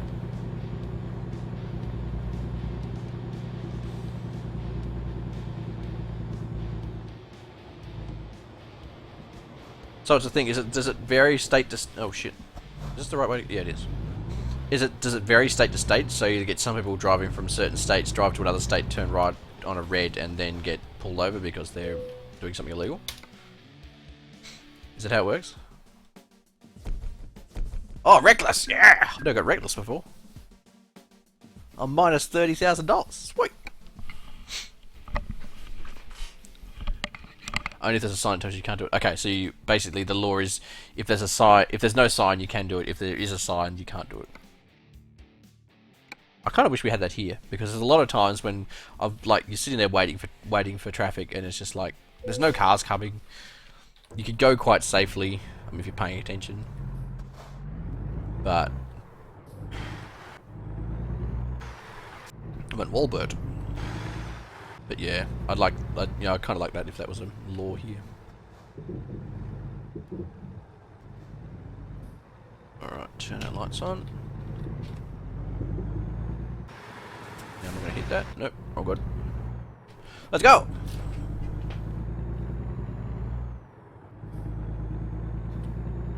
I can turn left on a red.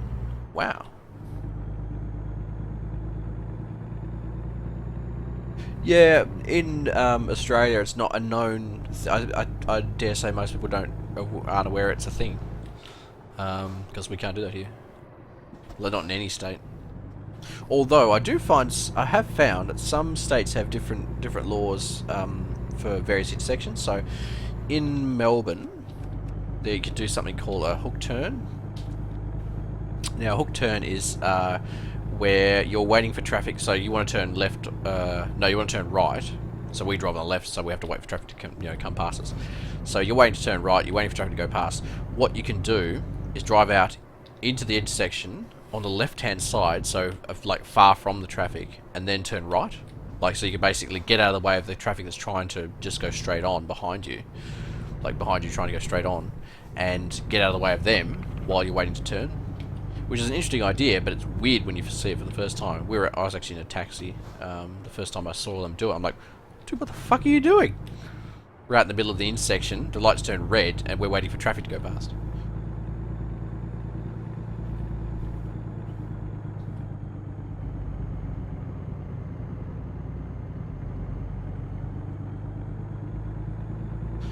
There's also one in, I think, Sydney. They have a weird traffic rule as well, but I don't remember exactly what it is. I haven't driven in Melbourne, but I have driven in Sydney. I once drove up onto some tram tracks in Sydney, so that was fun. But it was a hire car, so nobody gave a fuck. Yeah, where I live in Tasmania, you're basically expected to know which lane you're supposed to be in, where to stop, where to go. And if you don't know that, you generally get the horn. Like, there's no reason, except if you're a tourist or interstate, there's no reason for not knowing which lane you're supposed to be in and having to dart in at the last second, because it's not a particularly big place. We don't have a lot of road. The ones we do have are pretty straightforward. Like, there's not a lot to know.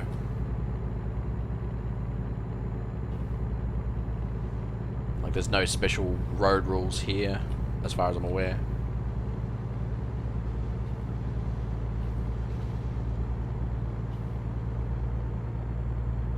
$789 miles. Yeah, I heard some of the guys from Shack Tech actually do a D&D session. I think once a week or a couple of times a week. I think they might even stream it, maybe. I think I watched somebody stream. Jeff K, were you part of that? I can't remember. Somebody was doing it. That explains my driving. Fuck you, Alan.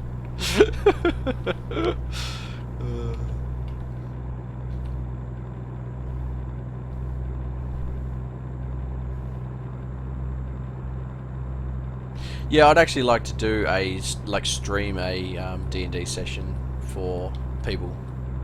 And have people I know relatively well, though. I don't think I could do it with just like randoms. Carlo, I think it depends what state you're from.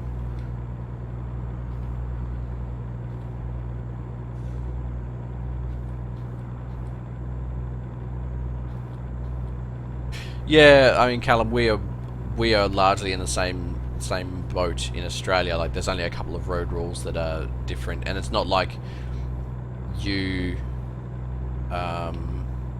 like in Tasmania, there's only it's an island state. You can't drive anywhere and get into another state. So I did often wonder that about Europe, driving through multiple countries and having multiple, different types of road laws. But I guess since they're relatively small, geographically small countries, in a large area, you would have to come to some sort of consensus on, speed limits and which side of the road you drive on, that sort of thing.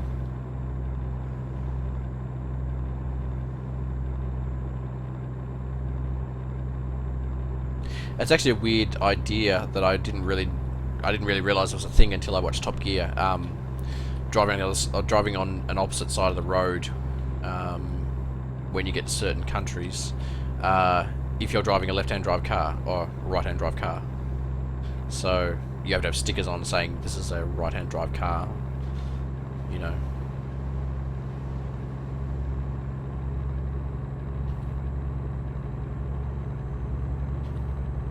And also the thing about the headlights, because the headlights are... Oh shit, I should be able to get through here.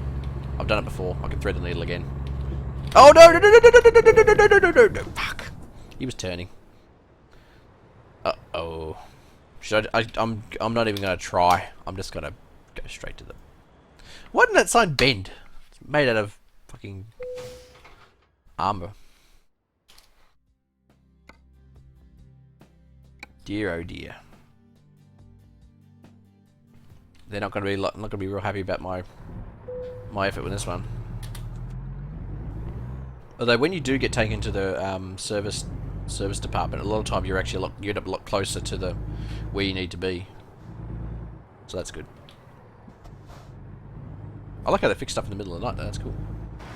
That's the outrage rover! Damn, can't you see me pull it out here? What a prick. Oh, no! What the... The fuck just happened? Did I hit something?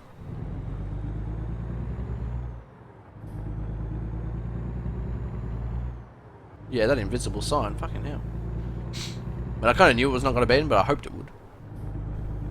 700 miles to go. I've gained about 50 miles. Ireland was going to introduce driving on the right, but they were going to try it with lorries for 3 months. How did that work? You just have cars coming straight at you. You can't. It's an all or nothing thing. You can't do one or the other. You can't do. There's no half measures.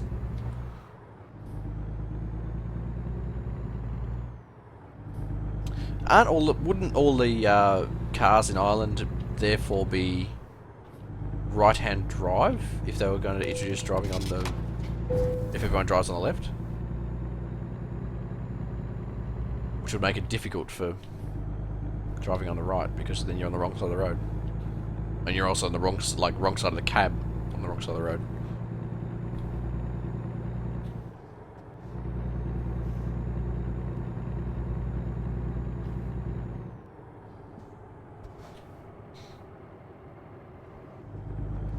So what happens if you're... So, okay, so you're driving a lorry. Let's say everyone drives on the left. Oh, shit, where am I going? This way. This way? This way. No, no. Yeah, yes. You pay more attention. So I don't understand. Like, how can you have some cars drive on the right but not others? You get cars running into trucks. That wouldn't work. I think I'm missing something.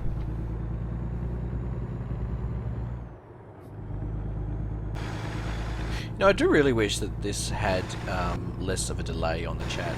Having to wait 30 seconds for people to talk is kind of annoying.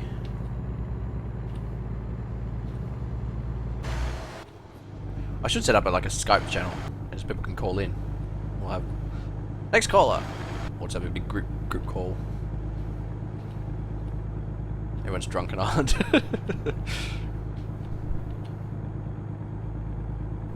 The problem with that is then you get everyone talking at once. So. Or you get somebody with a bad mic and you're like, ugh, it's a bit painful. 93. Whatever that is. Blackjack. Heaps of fuel. Not very tired. Should be good. Let's just keep going. Oh, I'm passing Reno. Can't wait to not go there.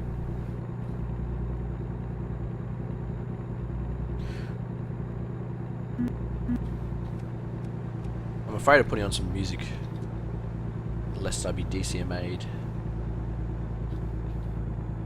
I think in Euro Truck Sim, I don't know if it's still a thing in American Truck Simulator. Oh, I've got to pull in for a vehicle. No, I don't think that's only $700 fine. I'm minus $13,000 now. I'm through the looking glass. We might as well just keep on going.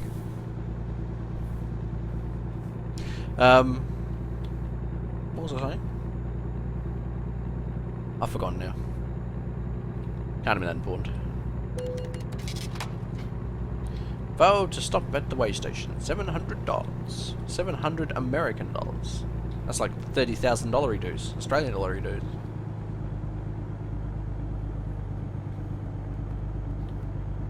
It could well be mine. If someone else complains, it's probably mine. I'll look at the... No, it says I haven't dropped any frames. Should be okay. Is it mine? Oh my god! What's happening? I can't see, obviously.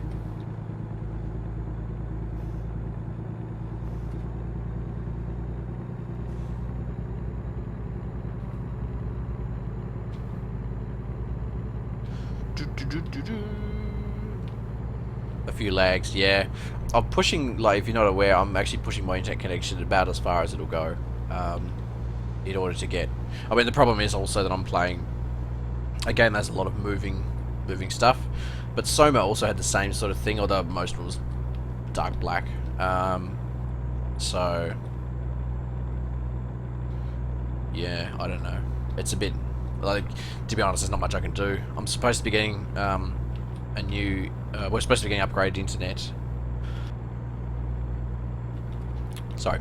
I was supposed to be getting upgraded internet in about 3 months. I suspect it's probably going to be closer to the end of the year before I actually get it. If you're not aware, Australians in Australia is in the midst of upgrading their internet to... We were supposed to be getting fibre, but we're not getting fibre now.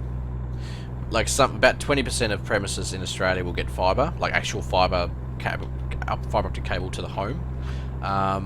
Some will get hybrid fibre coaxial cable, which is a fancy name for fibre to it'll be fibre to a certain point, and then the rest will be delivered over like Foxtel cable, which is like television, TV cable, internet over TV cable. And about a third will get what's called fibre to the node, which is they run fibre optic cable to the street, to a box in your street, and then from there your existing copper telephone cable will be connected to the box. So they're essentially running VDSL. Supposedly they're supposed to get speeds as high as 90 megabits per second, but I don't give a fuck about download speed. I actually need upload speed, because I stream a lot and I upload a lot of video. Yeah, that's what I need. I don't need download. I don't need huge download speeds. I need upload speeds. And with VDSL, it's a little bit of an unknown. It's supposed to be like 10 to 20 megabits. Some people have said as high as 40. But the problem is it's random. You don't know. Like, it depends on so many things, like the quality of your cables, how far you are from the little box in your street. Klaus, I live in Tasmania, specifically in Hobart, well, suburb of Hobart, the capital city there. Yeah, I'm actually looking at possibly paying for actually getting fibre run to my house from the node box, if and when they put it in, if it's not fast enough. If it's like $1,000 or a couple of grand, then I'd probably consider it. If it's going to be like $5,000, then I'd say no. I'd probably move before that happens.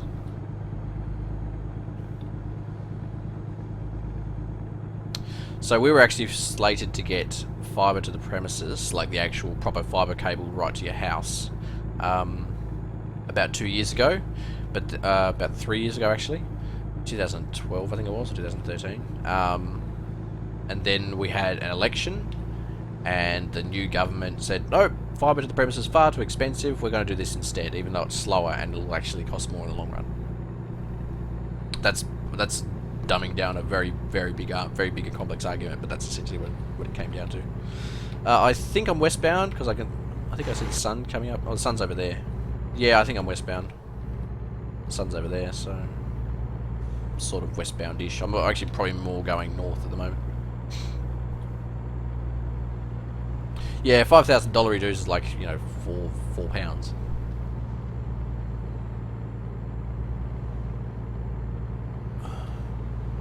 God, my nose, my cold's not getting any better. I'm sitting here in shorts and shirt though. Probably should have rugged up a little bit more. I'm on the road again.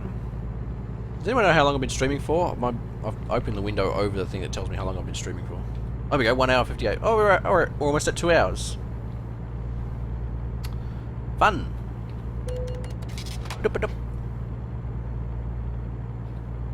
From Rito to Sacramento. Is that where I'm going? I wasn't really paying attention.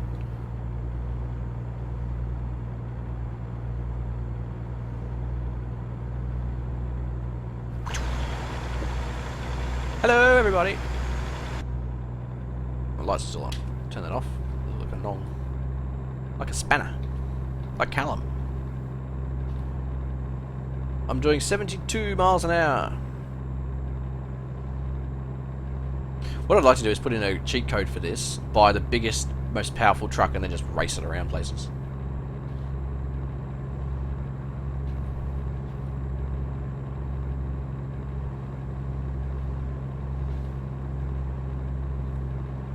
So I'm 468 miles from where I need to be.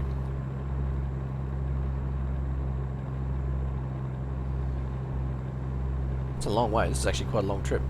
So 800, it's about 800 miles I had to go. That's about 12, maybe 12, 150 kilometres. I think that's the equivalent of going from Melbourne to Sydney. I think. I might be wrong. No, actually I think it's more like 2,000 miles from Melbourne to Sydney. Oh shit. Oh, look at that. Look at that. Passing manoeuvre. Expert lane change. I know it takes about... I think it takes about 24 hours, maybe 12 hours to get from Melbourne to Sydney. Someone who lives in Melbourne or Sydney will probably know. I've never driven it, so... Yeah, I think it's either 12 hours or like 18 hours. I think it's more like 18 hours. I think you probably could do it in 12 if you sped the entire way. I think it's more like 18 hours.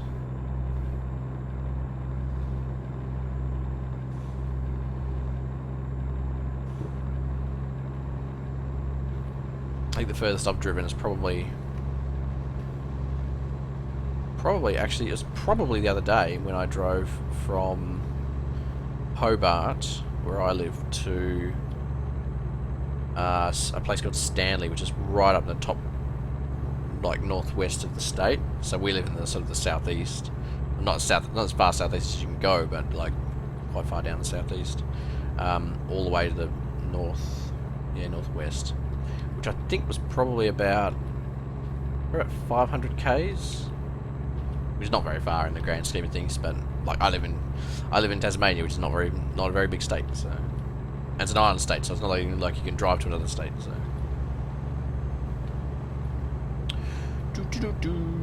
See, this is the fast lane, the racing lane.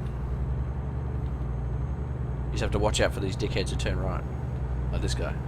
He's about to get T-boned.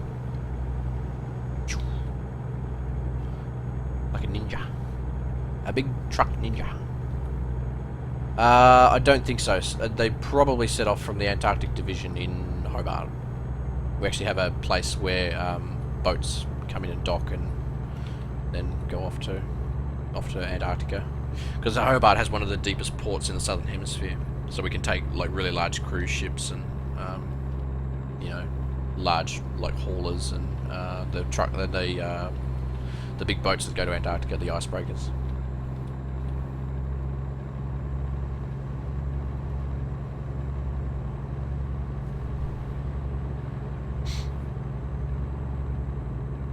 Look at this slowpoke. Get out of the way, idiot.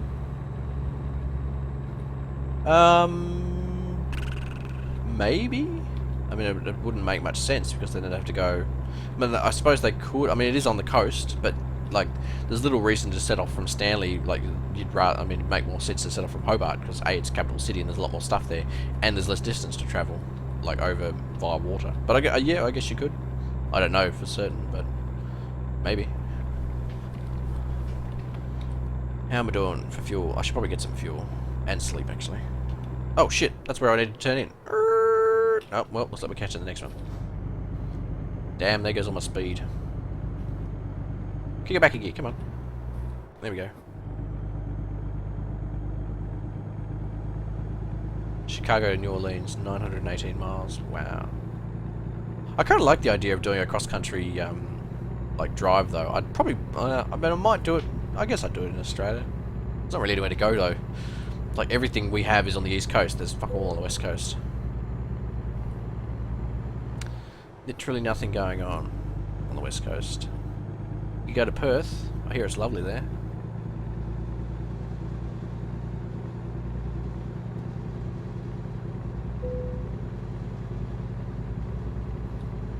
But yeah, there's like all of the capital cities are pretty much on the East Coast. There's Hobart,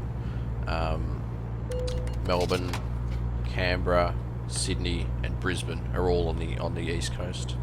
There's only Adelaide, the northern Adelaide, Darwin, and Perth that are actually not there.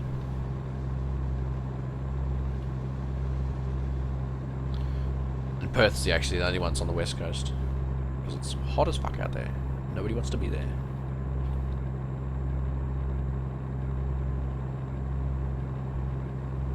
Perfect. Callum may get banned soon for bad puns. I know I can make bad puns. Right, so I have to stop at the next fuel station, otherwise I'm definitely going to run out of fuel again. Oh, Bakersfield. I've no idea what that is, but I've heard of it before. Oh, I see a fuel station. It's not really on the way though. Means I'm gonna have to stop and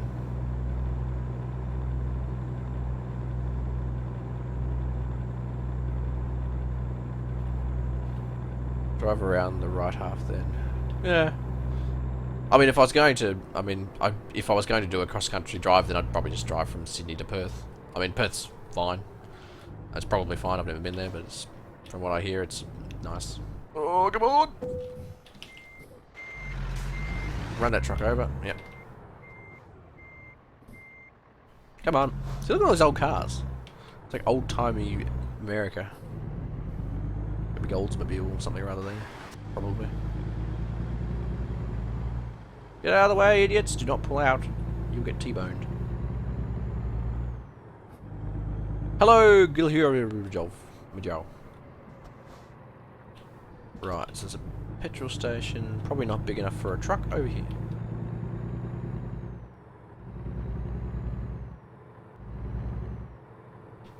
Here we go. Cameron.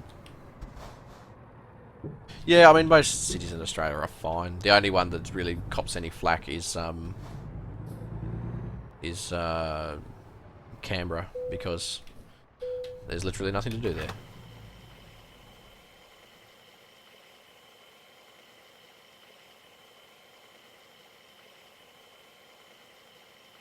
I make jokes about Canberra. They say don't take a crap in the morning, because then you'll have nothing to do in the afternoon. People make jokes about Tasmania as well, but Tasmania's not a city. So. Oh, crud. I went the wrong way. Can I reverse in? I can probably still reverse in. It'll be fine. GFK, I think they have. There's like an alpha sort of mod for it to import multiplayer in. There's nothing official.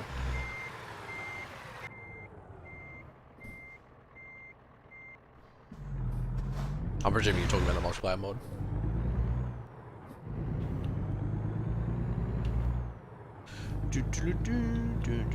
So this is normally where I'd stop my stream at about 2 hours. It's usually about as long as I'd go for. But what I find often is a lot of... I mean, there's no point to this stream. It's just me driving and talking. So I can basically go as long as I like. But what I find is towards the end of my streams, that's when I get the most views, because people find it. More and more people find it. So I'll probably hang on for another, I don't know, half an hour, maybe an hour if people are interested in watching and we don't run out of things to say. Come on. Oh, fuck that sign. Let's go! We're back on the road again. We've got more fuel. We didn't have a sleep because I don't think there's anywhere to sleep. Get back! Get back, you spanner! Idiot. Guy was trying to cut me off. Oh, damn it. Now I need to sleep. There probably was a rest stop there that I just wasn't paying attention to. Do it for the views.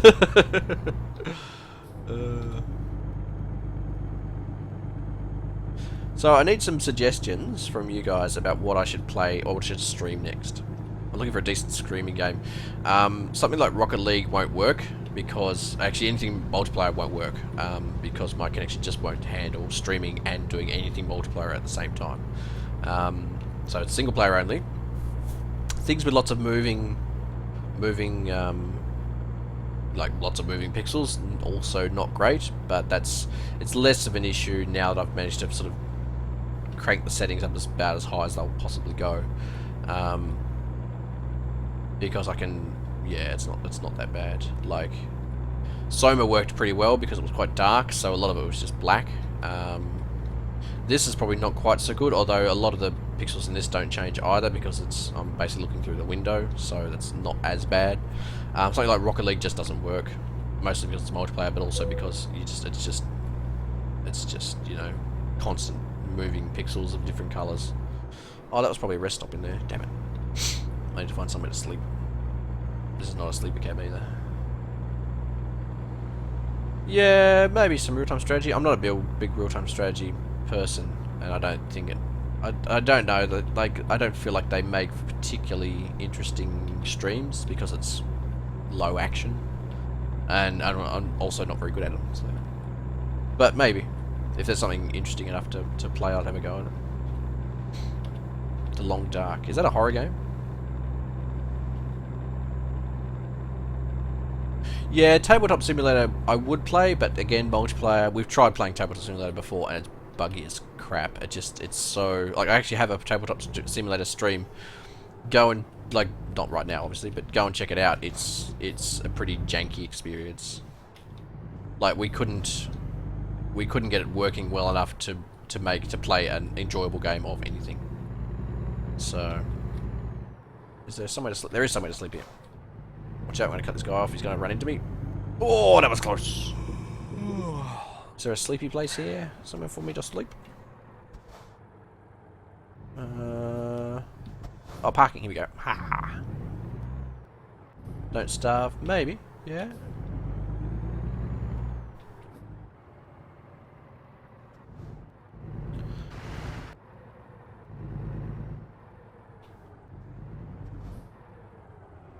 And stop. And we sleep. Yeah, so I'm looking for a new game to play. I don't really have any really good ideas currently about what I should play. I'm just sort of... Why are these not turned on? Is that a high beam? Doesn't seem like high beam. Alright, let's go. Yeah, so looking for something to stream. Don't really have any very good ideas. Like, this is my only real idea, but I know that this is not particular. Like, you can't stream this for you know, multiple streams because it's not that interesting. It's basically giving me some background video to stream while I talk to people in chat. That's pretty much what it's for.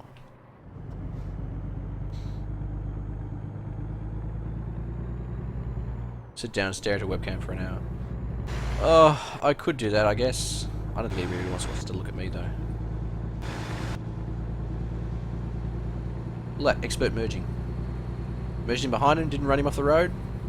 He's not dead. Successful merge.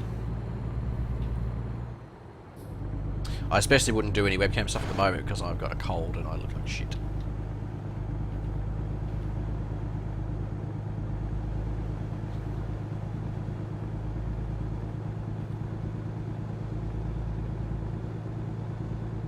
I actually thought about streaming some more, streaming Deus Ex, but the problem is that's not necessarily such a bad idea. There's a lot of moving pixels, but it might work. The problem with that is there's a lot of me going, fuck, what am I supposed to do here? I've forgotten. And also, I don't know. I'd have to catch up with all the videos that in between, sort of where I'm currently at and where my last video was uploaded. How did he know?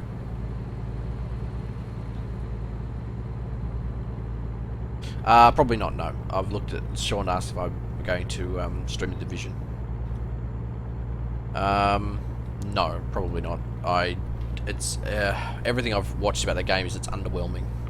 If it was free, if I could get it for, like, you know, next to nothing, I'd consider streaming it with some friends, but again, it's multiplayer, I can't really do that. I mean, I suppose I could stream the single player element if there's a single player element. I'm not sure if there is or not. But I think the strength lies in the multiplayer, and the strength is not particularly strong, so maybe. I don't know. I'll have a look at it when it comes out. If it was for like $5 on Steam or $10 on Steam, I'd consider it, but it's going to be like $40 or $60 or $8,000 reviews. Yeah, and plus it doesn't look that very good on a 40p or 80p stream. Like, I can stream at 720p if I have a static screen or an almost static screen. So that's something like Tabletop Simulator. I could do 720p. The podcast, obviously, we do it 720. What else would be good? Basically, something where the background doesn't change a lot. We can do it 720p.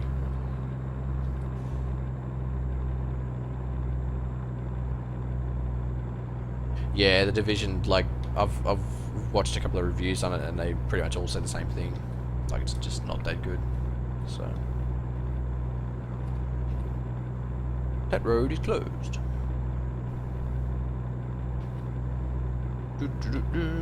Let's pass this prick. On the right. What's that, Xenon, you say? perfectly empty lane on the left-hand side. Fuck that shit. I don't abide by no rules. I just drive until I crash.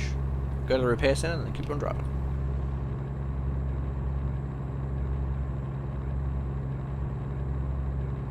Stream some armor? Yeah, the problem is I can't stream with Shack Tag, so unless you stream with Shack Tag, I don't think people are very interested in seeing it.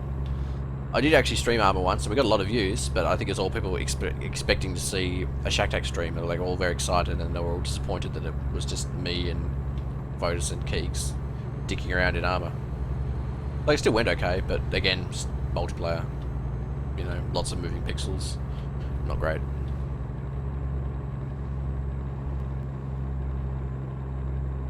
As you can see, I'm pretty limited in what I can stream. Yeah, I could do a sports game. I don't have any sports games, I don't think. Like, the only sports game I have is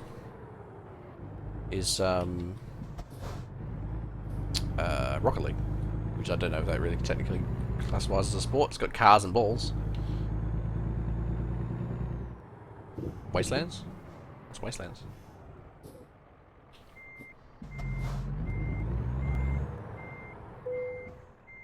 Doop.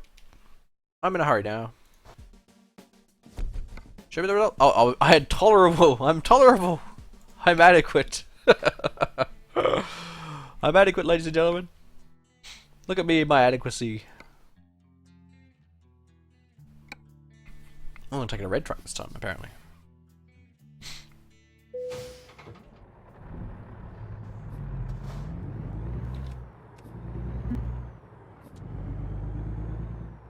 Yeah, I'm actually keen on streaming some more cricket. The problem is I can't find a decent multiplayer cricket game. I can't do it. There doesn't seem to be a good one.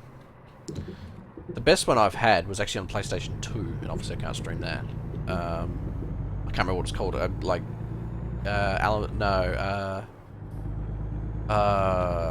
remember what it's called. It was just a cricket game on the PS2. It's probably the only one. And that was really good. We had a lot of fun with that. Like, you could get some big hits in and play against the AI, and you could play 2-player against AI, which is kind of fun. But I actually want to play with Taconic because he's never played cricket before, knows very little about it. Basically only what we've told him, so it'd be good to sort of play a game with him and have him. Oh, come on, turn, you bitch! It's all good. We're all good. Come on. Yeah, so if there was a decent cricket game, I actually bought and downloaded a cricket game. It requires a controller, so I got my money back on that. RimWorld.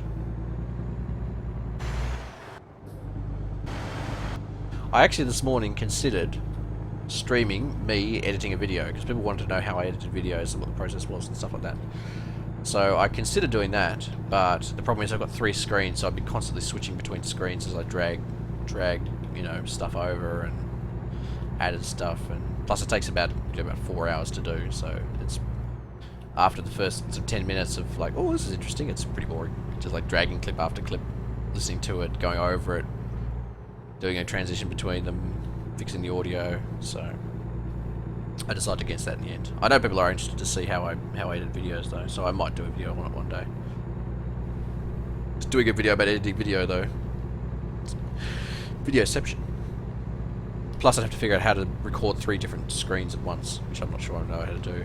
I'm not sure it'd be possible. I'd have to run 3 different OBS, 3 different DX stories or something. I'm not sure how it would work.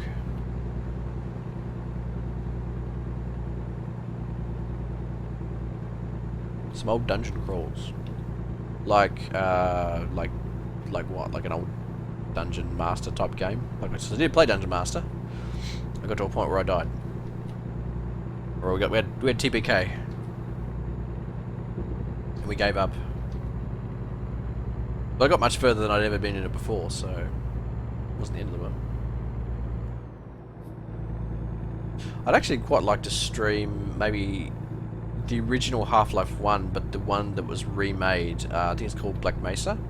Problem is it's so expensive at the moment, it's like $25, but it looks really good. like some extra like new voice acting parts. They've changed some parts. They've obviously redone all the graphics. Yeah. I guess I don't know. Like I find a happy. Callum was asking if I want a game to stream and talk or just to play. I guess probably a happy medium. Yeah, I mean I like talking. I like the game is really just an excuse to sit here and talk to people in chat. So, but I find the game interesting as well. Like this is like as basic as I'd want to get in a game, where I'm just driving from A to B, and occasionally something interesting happens because I run into somebody or over somebody or into something. Really, I probably want something a more interesting game-wise. One of my favourite experiences, although we didn't stream it but we did record it, was the Sven co-op for Half-Life 2. About 4 or 5 of us played that, and we had a great time. We made some really good videos on it. I think I streamed it actually, and Keegs made videos, or maybe the other way around, I don't remember. And that was amazing. Like that was probably some of our best content. Like us WePlay guys. If you haven't seen that, go and look up Keegs' videos of. It's called. I think it's just called Sven Co-op. So go and look at Keegs' channel. They're really good videos, and there's about 8 of them. Of just us dicking around, not dicking around, but actually playing through Half-Life 2 multiplayer. Like the story of Half-Life 2 in multiplayer.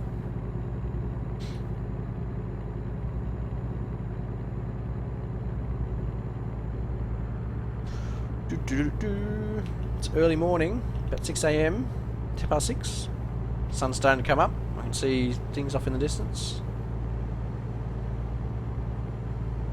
Now, apparently in this, I can receive mail, but I'm yet to understand how I can actually read them. No, I don't. Oh, oops. I have no idea what the speed limit is, but I'm about to get a ticket. Well, maybe not. 55 and I was doing 80. Cop wasn't paying attention apparently. Yeah, the Sven Co-op ones, the videos we did are really good. At least I found them hilarious. But I find all my videos funny. Otherwise, I wouldn't upload. So.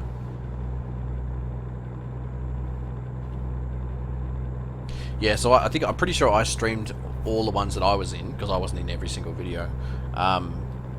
But Keegs edited them all, so he basically edited out all the boring parts. And yeah, it's basically concentrated goodness. Probably dropped his donut, yes. Yes, he probably did. 450 miles to go. Oh, I'm gonna lean back in my seat. Yes. This is how you drive. One hand. Wish I could figure out how the cruise control worked. Now, nobody turn off or there's going to be an accident here. What did I just say? Idiot.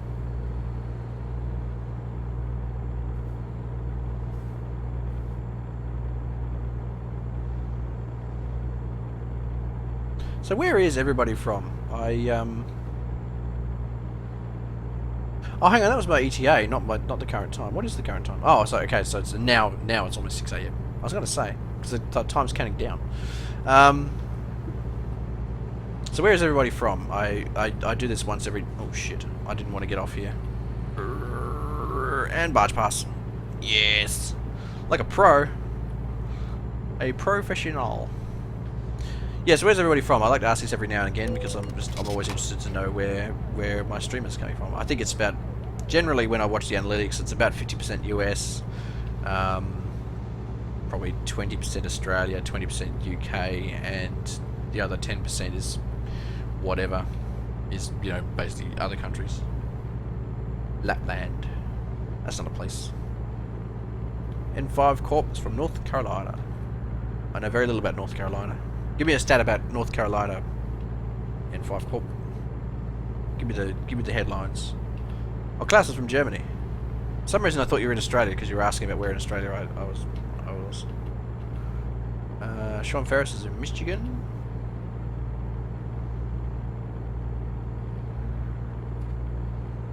Sean's also on Earth. Good to know, Sean. I also, like you, are from Earth. We could be Earth bros.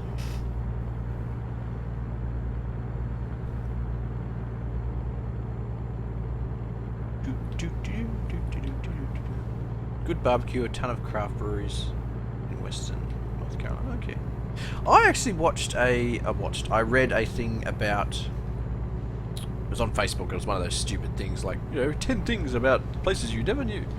And it was, they'd asked people who were from the state they were from, like, what could you tell us about your state? Or what's interesting about your state, or something like that. And they basically just went through all the states, and almost all of them were food related. Lapland is also, that's what I thought of, Callum. That's why I thought you were taking the piss. It's like, Lapland sounds like a strip club.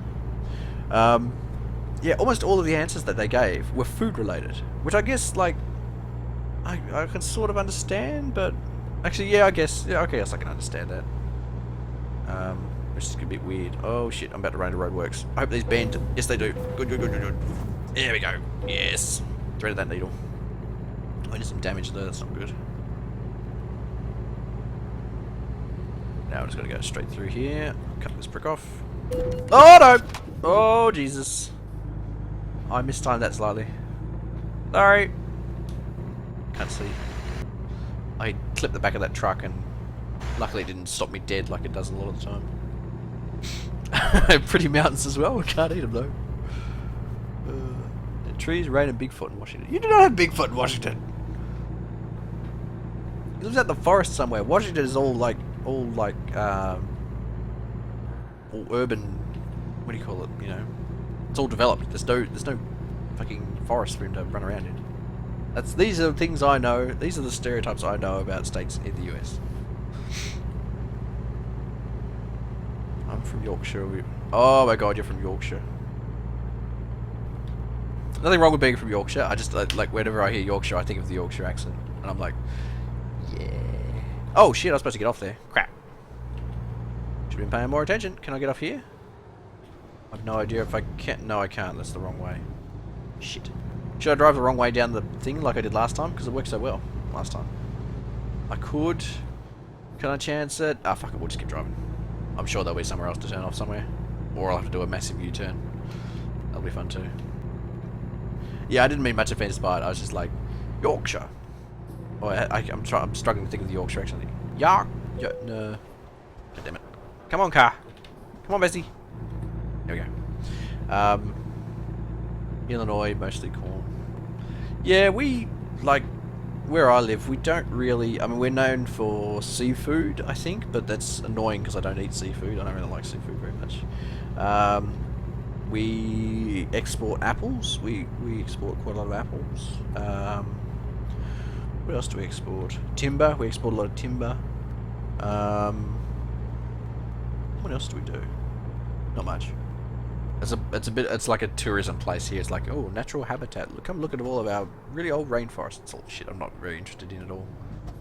Alright, let's see if we can turn around here.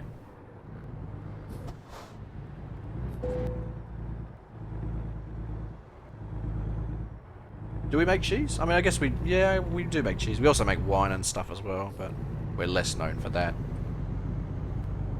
I actually do work for a customer who makes world-class whiskey. Lark Distillery, which you may have heard of if you're into bourbons and that sort of thing.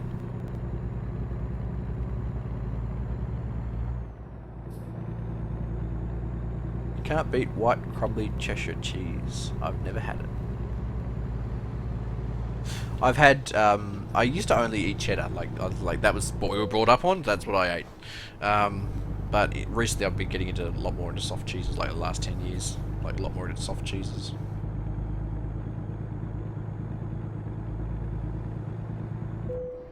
Problem is, cheese is so fattening, I can't eat a lot of cheese. I'll get fat. Fatter.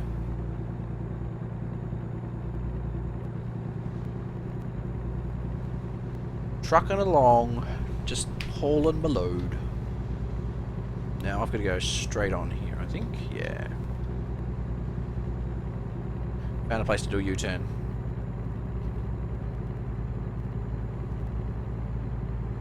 Is this where I turn? This must be where I turn, surely. Yes. Let's say it is.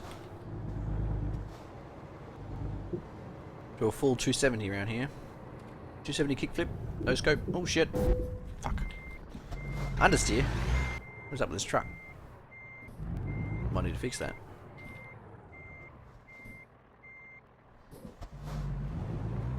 Come on. Let's go, truck. Let's get moving. There we go. Cheese and bacon. Now I'm hungry. One of the best things I find to eat is we have these rolls. So they're just like, it's like a normal bread roll. It's a square bread roll, like you'd buy from a supermarket, I'm assuming, almost anywhere. The bread roll, not that exciting. But they put cheese and bacon on top of it, like melted cheese and bacon, and then they freeze it and then they sell it to you. Microwave that, put some butter in it. Now I'm hungry. It's like almost 12 o'clock here. It's almost lunchtime. I'm gonna cut this stream short so I can go buy some bread rolls. Need a spoiler on my truck because spoilers fix it. They do fix everything, don't they? Oh my god, this thing's slow. I wonder if it's got a roof spoiler. Let's have a look. Nope, no spoilers on this truck. Got like little weird side spoilers though.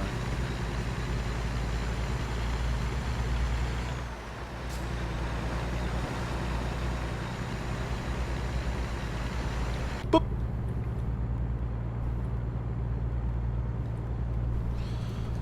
Let's see if we've got any messages. Nope, no messages. We're all good.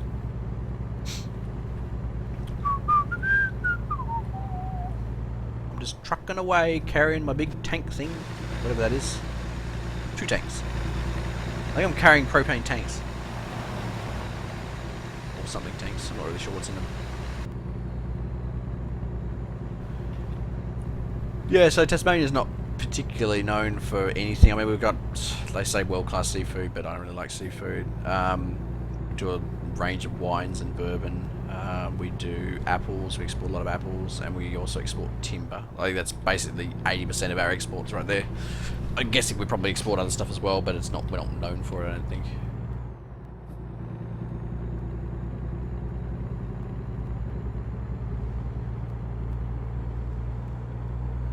Yeah, like we don't export any technology or anything like that. We're a bit of a tourist attraction. We've got a lot of old growth forests and sort of boring stuff that really doesn't interest me at all. I really live in the wrong place. I really should live in Sydney or anywhere else really, because the internet here is shit. There's a lot of stuff that I'm not really that interested in. I think we export a fair amount of milk too. Come on, Bessie, fire up. There we go. Oh yeah, Tasmanian devils. We just certainly don't export those. We don't have enough as it is. But if you've ever gone to a zoo or somewhere that might have Tasmanian devils, they're underwhelming. There's basically like a big rat, big bad-tempered rat. They're not that interesting. They're like a little, yeah. They're not that interesting. I think they're built up to be more interesting than they are. And you sort of get that and you're like, oh. Well, they don't spin around or anything. Cartoons have been lying to you for years. I'm doing almost 70 miles an hour. 70 miles an hour, yeah. Hammering now. Did I at least make tornadoes? Nope. No tornadoes here. Weather's not conducive to it. Devils aren't conducive to it.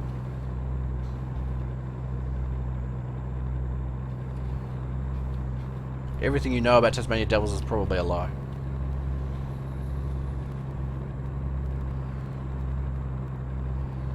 Well, I think this will be my last load, ladies and gentlemen. Thanks very much for coming in and watching. I've still got another 170 odd miles to go. Oh shit.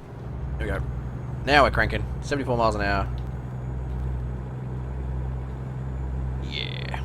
79. We're almost doing 80.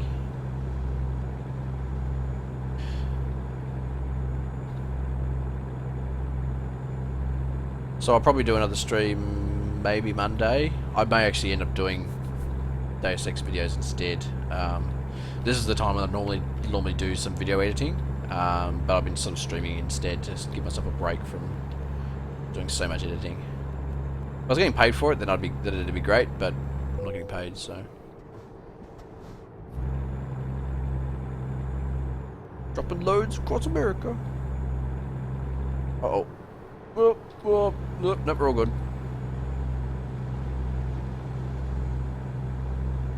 Shit.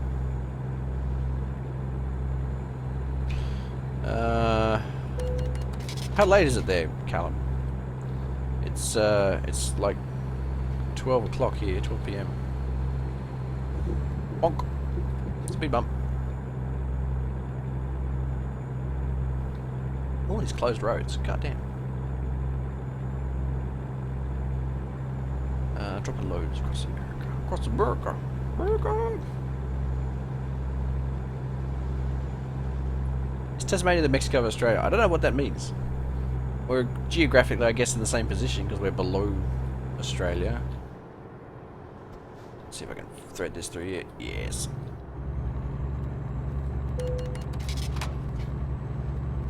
I don't think we're the Mexico of Australia, really. I don't think. Maybe we are. I don't know what that means. We don't really produce the same sort of thing, so. Plus, the Mexico's a country and Tasmania is not. So. Well, it's actually frame rate's starting to go down. I'm getting about probably 20, 25 frames a second. I'm not really sure what's going on there. Must be a lot of stuff going on screen.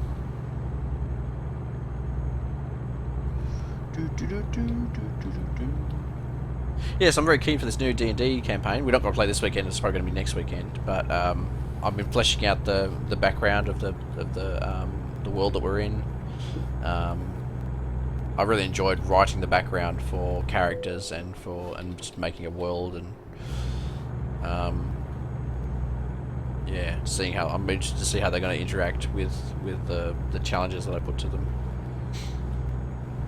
My world turned out to be quite had a sort of almost a piratey theme. The world that I generated had a lot of water, like there wasn't an awful lot of land, so there's going to be a fair amount of ship travel or sort of magical travel, because they like at the areas that I've given them, there's 18. I think I've given them 18 areas, like regions in which to explore, and each region has like got multiple towns and cities and it's basically like I've basically worked it out. So if you wanted to walk from the current area that we're in to the other side, it would basically take you about 10 days probably. It's probably more than that, probably more like 2 weeks. If all they were doing was walking across it. So, all right, Alan, thanks for coming in and watching the stream. I appreciate you coming out. It's a lot of fun. I really enjoy doing these streams. So, and thanks for staying up so late. So yeah, the D&D campaign. I've basically made the starting area where they're going to start at is pretty enormous. Like there's a lot of cities in there, a lot of places to go, and this entire campaign is probably going to be centered mostly in this one area. But there's 18 areas in this world in total. So.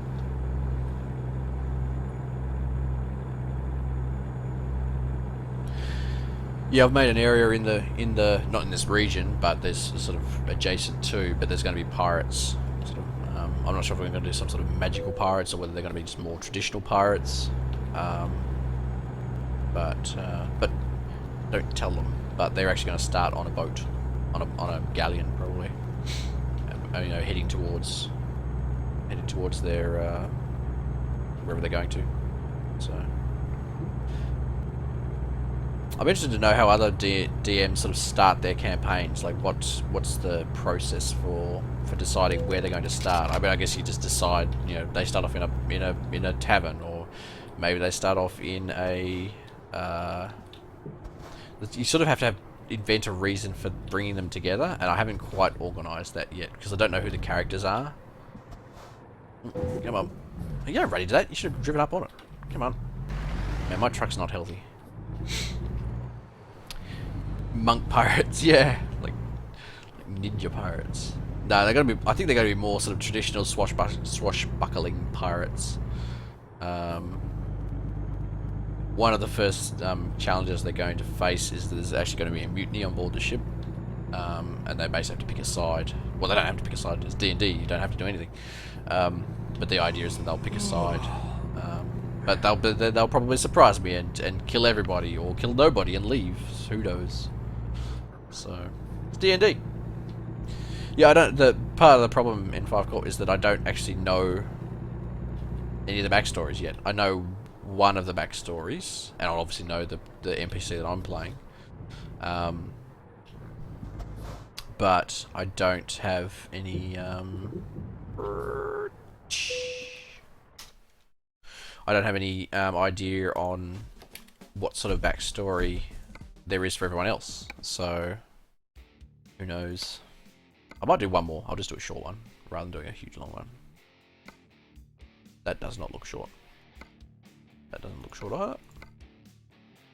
Short on that. How far is that?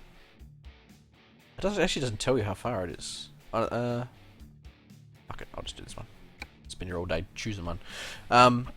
Yeah, I'd like to base it off their backstories and work it in somehow, but the problem is I don't know what their backstories are. So that's probably what I'm going to spend next week, some part of next week doing, is working out, getting an idea of their backstories, how they're going to work together. But they might have their own ideas about how they want to work. You know, God, how am I going to get out of here? They might have their own ideas about how they got together. So I'm going to have to sort of work it out with them beforehand. Because what I don't want to happen... Oh, shit. I'm turning. Sorry. Sorry. Thank you. That's like an old lady. What I don't want to happen is to sit down on, you know, game night and then spend an hour figuring out backstories and who knows who and that sort of thing. I kind of want to sit down and jump into it. I don't want to be...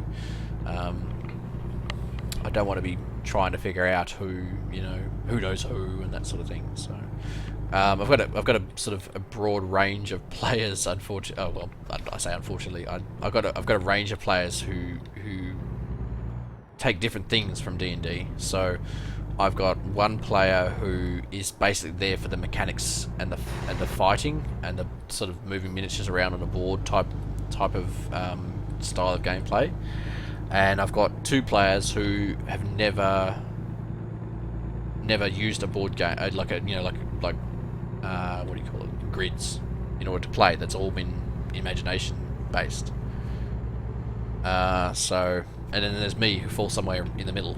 Like I like to do a little bit of role playing. I like to do a little bit of backstory, and I like to do some fighting with, you know, miniatures, because, you know, I was brought up on Necromunda and 40k.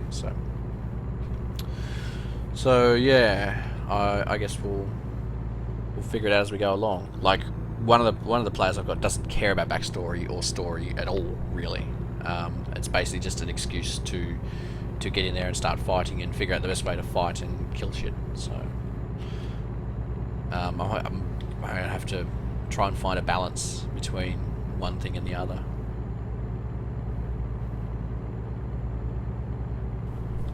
But it'll be fun. I really enjoyed creating the world, and I think I'm probably going to hopefully do a better job this time than my previous attempt, because I know all of the backstory for all of the characters because I wrote it, and also I built the world, and I can know what I can fudge and what needs to be sort of followed due to the story, and, you know, because of the world that I've built, and due to the world that I've built, what I can, you know, change on the fly and not worry about having it break things in the future. So that's what I was really worried about when I was going through the Mines of Phandelver, was that I was going to go, oh, we won't do it that way because it doesn't make sense for your character or something like that, or changing something, and then finding out it was actually important for the story later on, and it kind of breaks the story or makes the story less believable. So yeah, I'm also interested to see what sort of items I can give them, like what sort of magical items they might find. I like to try and maybe give them one sort of magical item every sort of 3 or 4 sessions, like something new. I don't like giving them, like, you know, super, like, you know, stuff that helps them fight. I'd rather give them something that is marginally interesting or maybe advances the story a little bit. Like last time I gave them... it was basically me. I derailed the conversation. Callum, sorry. Yeah, we were talking about it previously before you joined the stream. I would also like to give you an example, the last campaign I had them find a pair of skulls in a in a wooden box. So it's a wooden box lined with velvet, and they had 2 human skulls in there. And they were sort of like, that's weird, I wonder why we have these skulls. And but I sort of pushed them towards realizing that if they could essentially work like radios, so if you talked into one, it came out of the other one. So that sort of give them a slightly clunky but workable sort of voice radio system, so that if they wanted to split the party, they could still talk to each other. Kind of like the earpieces they did on Critical Role, but I wanted something more unwieldy. I didn't want to give them an easy way of talking to each other, and so that they can split the party constantly. It'd be something like it's not something you can use in the middle of combat, for example. So don't hit that cop car. He probably won't appreciate it. Yeah, I'd only played D&D. I've only played D&D once before in one campaign, and we got about 6 sessions in before it sort of fell apart and nobody could play anymore. Or we were constantly in a state of, we could never get people to play, never get people to commit to a time. So we got two people from our old campaign and two new ones, but there's still friends that I know. So they were really keen. They've played D&D before quite a lot. So, but they played 3.5. So. But yeah, I gave them 2 skulls, and they never really got a chance to use them, because it was the session before the last session that we played. So I gave those skulls a little bit of character too. Like, if you remember from, I think it was Monkey Island, one of the Monkey Islands, there was a skull that, named Murray. So I made these skulls. All the skulls would say on their own was, "I am Murray. I am Murray." And that's pretty much all they say. Unless you actually talk into them, in which case your voice comes out the other one. So yeah, it's like a clunky radio system for them. And also they could use it for sort of diversionary tactics as well. They could stick one in a bush, and then talk into it and pretend they're from a bush and do an ambush that way as well. So that was sort of something that was useful. But alas, they never got to use it. If one of the characters brings over their character from the old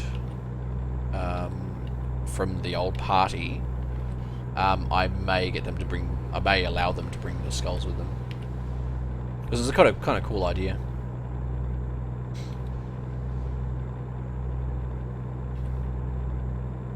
But yeah, I can sit here and talk about D&D all day. I'm on a D&D bender at the moment. If you're interested, I'll show you the maps that I've made. I actually went online and computer generated some random maps, and then just kept on tweaking it until I found one that I liked. So, I've also borrowed one of the names for the city that they're going to start in, or the city that they're going to head to at the start. I borrowed it from Critical Role and made some made it basically the same. Rodrigo Hernandez says, "Saludos desde Mexico." Is that hello from Mexico? Hello, Mexico! Hola! These are the things I know about Spanish.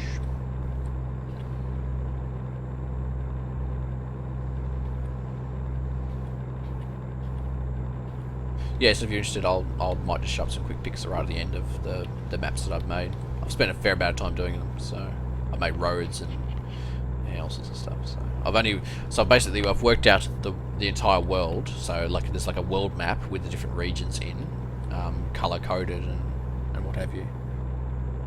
Thanks, Klaus. Thanks for coming and watching. I appreciate you coming along, especially from Germany. I don't get a lot of German viewers, so keep up the good work.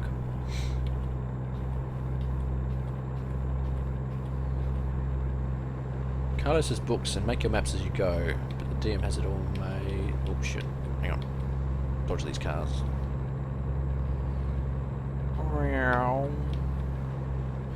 Oh, sounds like my partner's home. Stream might be ending fairly soon. Oh, dodge that car. There we go. Text Ray. Well, the fact that I'm playing is my fault. The fact that you're still watching is your fault. Yeah, so what were we saying? books and make your maps as you go. DM has it all made before the gameplay starts. Yeah, I actually found the process of making the maps really interesting. I actually sat up until 2 o'clock in the morning one night, just sort of fiddling around making maps and, well, not making maps, but adding to the map that we had. So.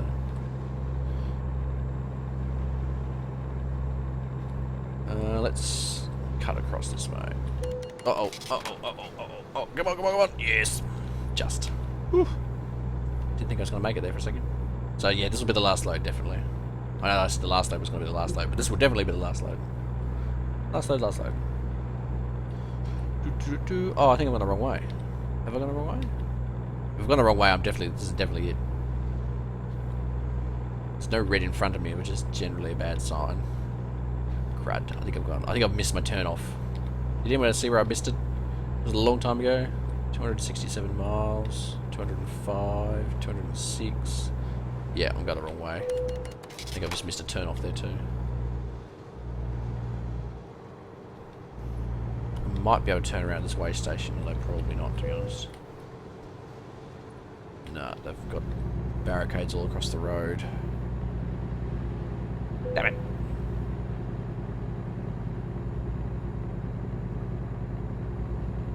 Yeah, a lot of what I did the last couple of nights is actually just sit down and write ideas, like just basically one sentence ideas for encounters.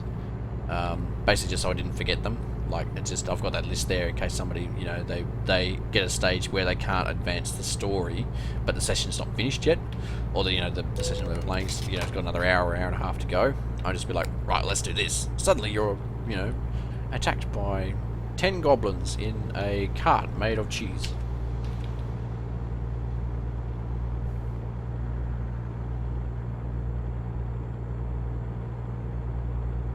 Oh my god, there's nowhere here to turn around, and I'm about to run out of fuel. I've actually driven about 60 miles out of the wrong way, and I'm going to have to drive... Yeah, so I've driven about 30 miles so far out of the wrong way, and I'm going to have to drive another 30 miles back to get back to where I was.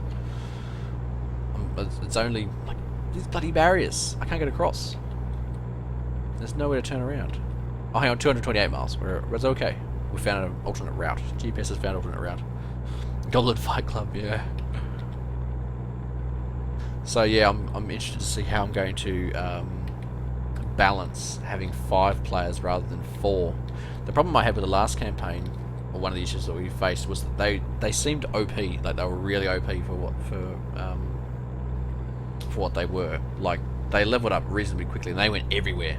Like, they did all the things they were supposed to do before we got to sort of the big bad ending, and we never actually got to the big bad ending because that's pretty much where we finished off. So by the time they were level 4 before they even got to, before they, were close to finishing. So they actually killed a dragon too. There's one points in the Mines of Fandelver campaign where you fight a dragon and you're not supposed to beat it. You're you're supposed to. You can always beat whatever you like, but I think it was a green dragon that did poisonous stuff. But they had 4 characters plus 2 NPCs, and they'd through interpretive dance, got the these tree people. I can't remember what they're called. Tree ants, tree figs, something like that. They got these tree people to basically be cannon fodder for them. So they'd convinced them to fight on their behalf, and yeah, they were basically fodder. So the green dragon spent all its time. Oh, come on, get out of the way. What the hell are you waiting for? This is what I'm like when I'm driving. I don't barge past people, but I do sort of pull up to an intersection and go, what the fuck are you waiting for? Tree ants. Yeah, I can't remember what they're called. Ants. But yeah, they were basically going through and... No, twig blights they were. Twig blights. So they weren't very tough. They were basically... Yeah. But they were fighting a young green dragon, and we weren't supposed to win, but what happened was the dragon spent all the time fighting the twig blights. In the meantime, they managed to get a rope around the dragon when it landed. They shot the dragon out of the sky. The dragon landed, and then... Oh shit, I'm across the road. And then they got a rope around its wings so it couldn't take off. And then got a rope around its mouth so it couldn't breathe its main attack, so it was basically only attacking with claws. which made it difficult to either run away or kill them. In the end, they just killed it. So, Callum, don't feel bad. I hadn't played until about a year ago.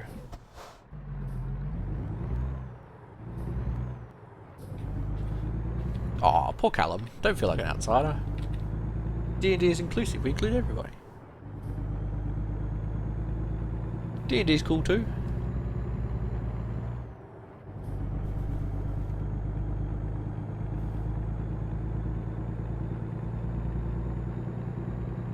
Don't order the Texas chili. Is that because it's particularly hot or because it's particularly bad? I guess it's probably particularly bad.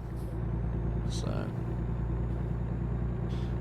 I really need to find a petrol station now. I'm about to run out of fuel. I've still got 134 miles to go. Yeah, I'm keen to look up this Darkness Rising, considering there's no critical role today. They'll probably do some sort of stream. Last week they did a Q&A because they didn't have enough people to actually play. But yeah, I figured it was probably not Texan. Like, yeah.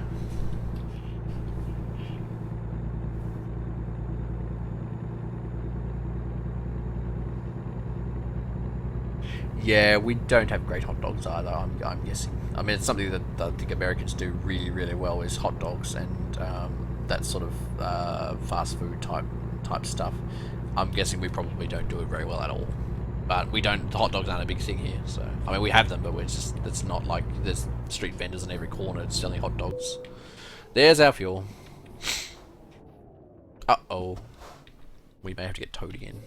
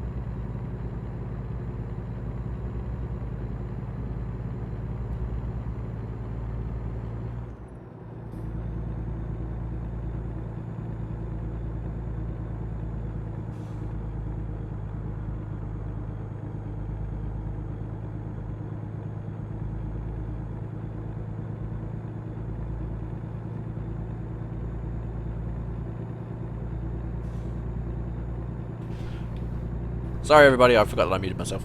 What was I saying? Yeah, D&D campaign. Very excited to get started on that. I'm excited for new characters, new setting, new scenario, new everything. So, but yeah, Callum, thanks for saving the day there. I reckon we're gonna get there around about. Oh, it's saying 3:20 now. 3:20 AM. We're not that far away.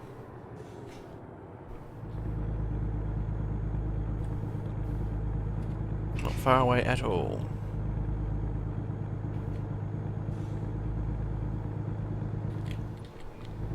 Man, I'm starving. It's gonna be like 1 o'clock before I get any food. Why has this guy got his bloody... Guy's driving a convertible in the middle of the night.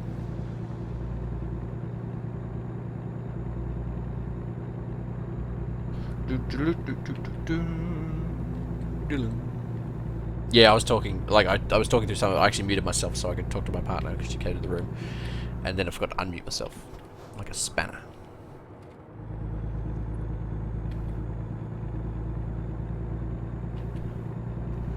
Nyong. 53 miles to go. We're getting close now. Take the racing line. I kind of wish that I'd drive a truck that goes faster. I want a really powerful truck that just like hauls ass. Just like burn through here. Through the S's. Takes the chicane. It's got to understeer like a motherfucker. It's all good. There's nobody on the road. Night driving during the summer seems like fun in a convertible. That sounds weird. Like, I don't like having the top down at night time. It just seems wrong to me. 27 miles to go.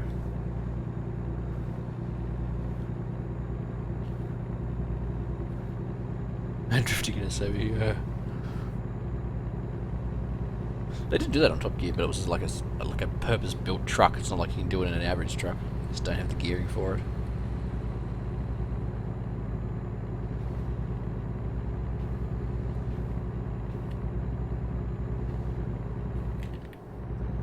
Well, where are we going?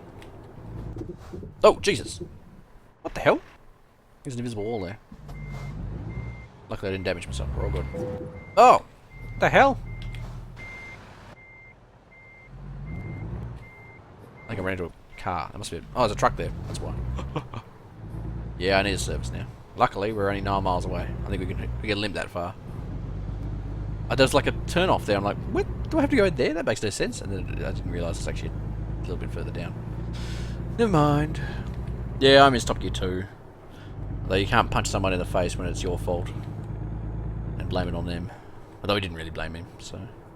But yeah, I think Clarkson was right to get his ass fired. For, like, you can't pull the kind of shit that he pulls all the time and not expect consequences. So.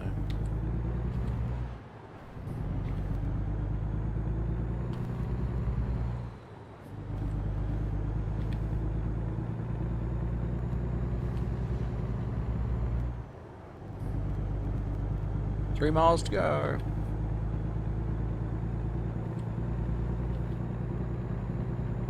Tex says I'm not aggressive enough. I think you're the only person in the stream to say that. Like, I actually tried to go down the wrong way down the street, around down the road. I didn't get very far because there was a tunnel and I couldn't get through. We ended up trying to back out and that didn't work either. We ended up having to get a tow truck. Yeah, I don't know, like, you punched a guy in the face because he hadn't organised a stake for him.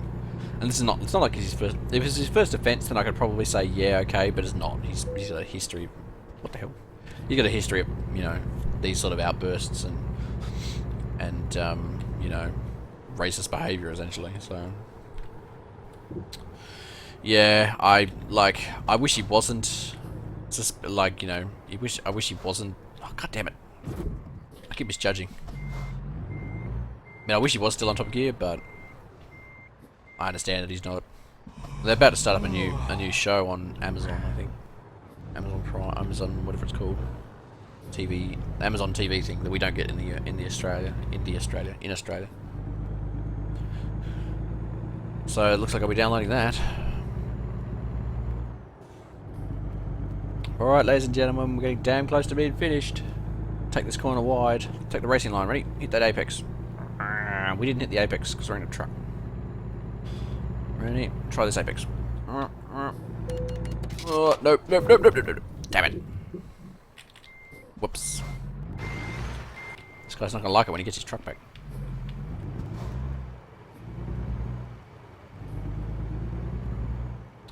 Well, I get it from one specific internet site, but yes. That's pretty much it, Callum. Like, if it's, I mean, they probably air it over here 3 months after it airs on Amazon Prime on a free to air station with a heap of ads, and they'll cut out all the interesting bits. That's usually what happens with us with TV shows from America to Australia. So that's why we don't watch TV. Job done. I did a reasonable job. I only busted his truck mostly. I made $4,500. Sweet. Job done. Oh, let's do more long distance. Yeah. Alright, ladies and gentlemen. That's it. It's over. Thanks very much for watching. I'll probably do another stream next week. It might be Monday, might be Tuesday, might be later on in the week. So we'll wait and see how we go. And work our way out from there. If you want to see more of this, share, like, subscribe. And check out my Twitter, Xenon_ST. And thanks to everybody who came along and watched live, and thank you if you're watching after the fact and you're like, whoa, I'd like to see more of this, go and check out my channel. So thank you to TexRay, thank you to N5 Corp, thank you to Carlo, thank you Callum most of all for moderating the chat, and I shall see you all next time. Bye bye.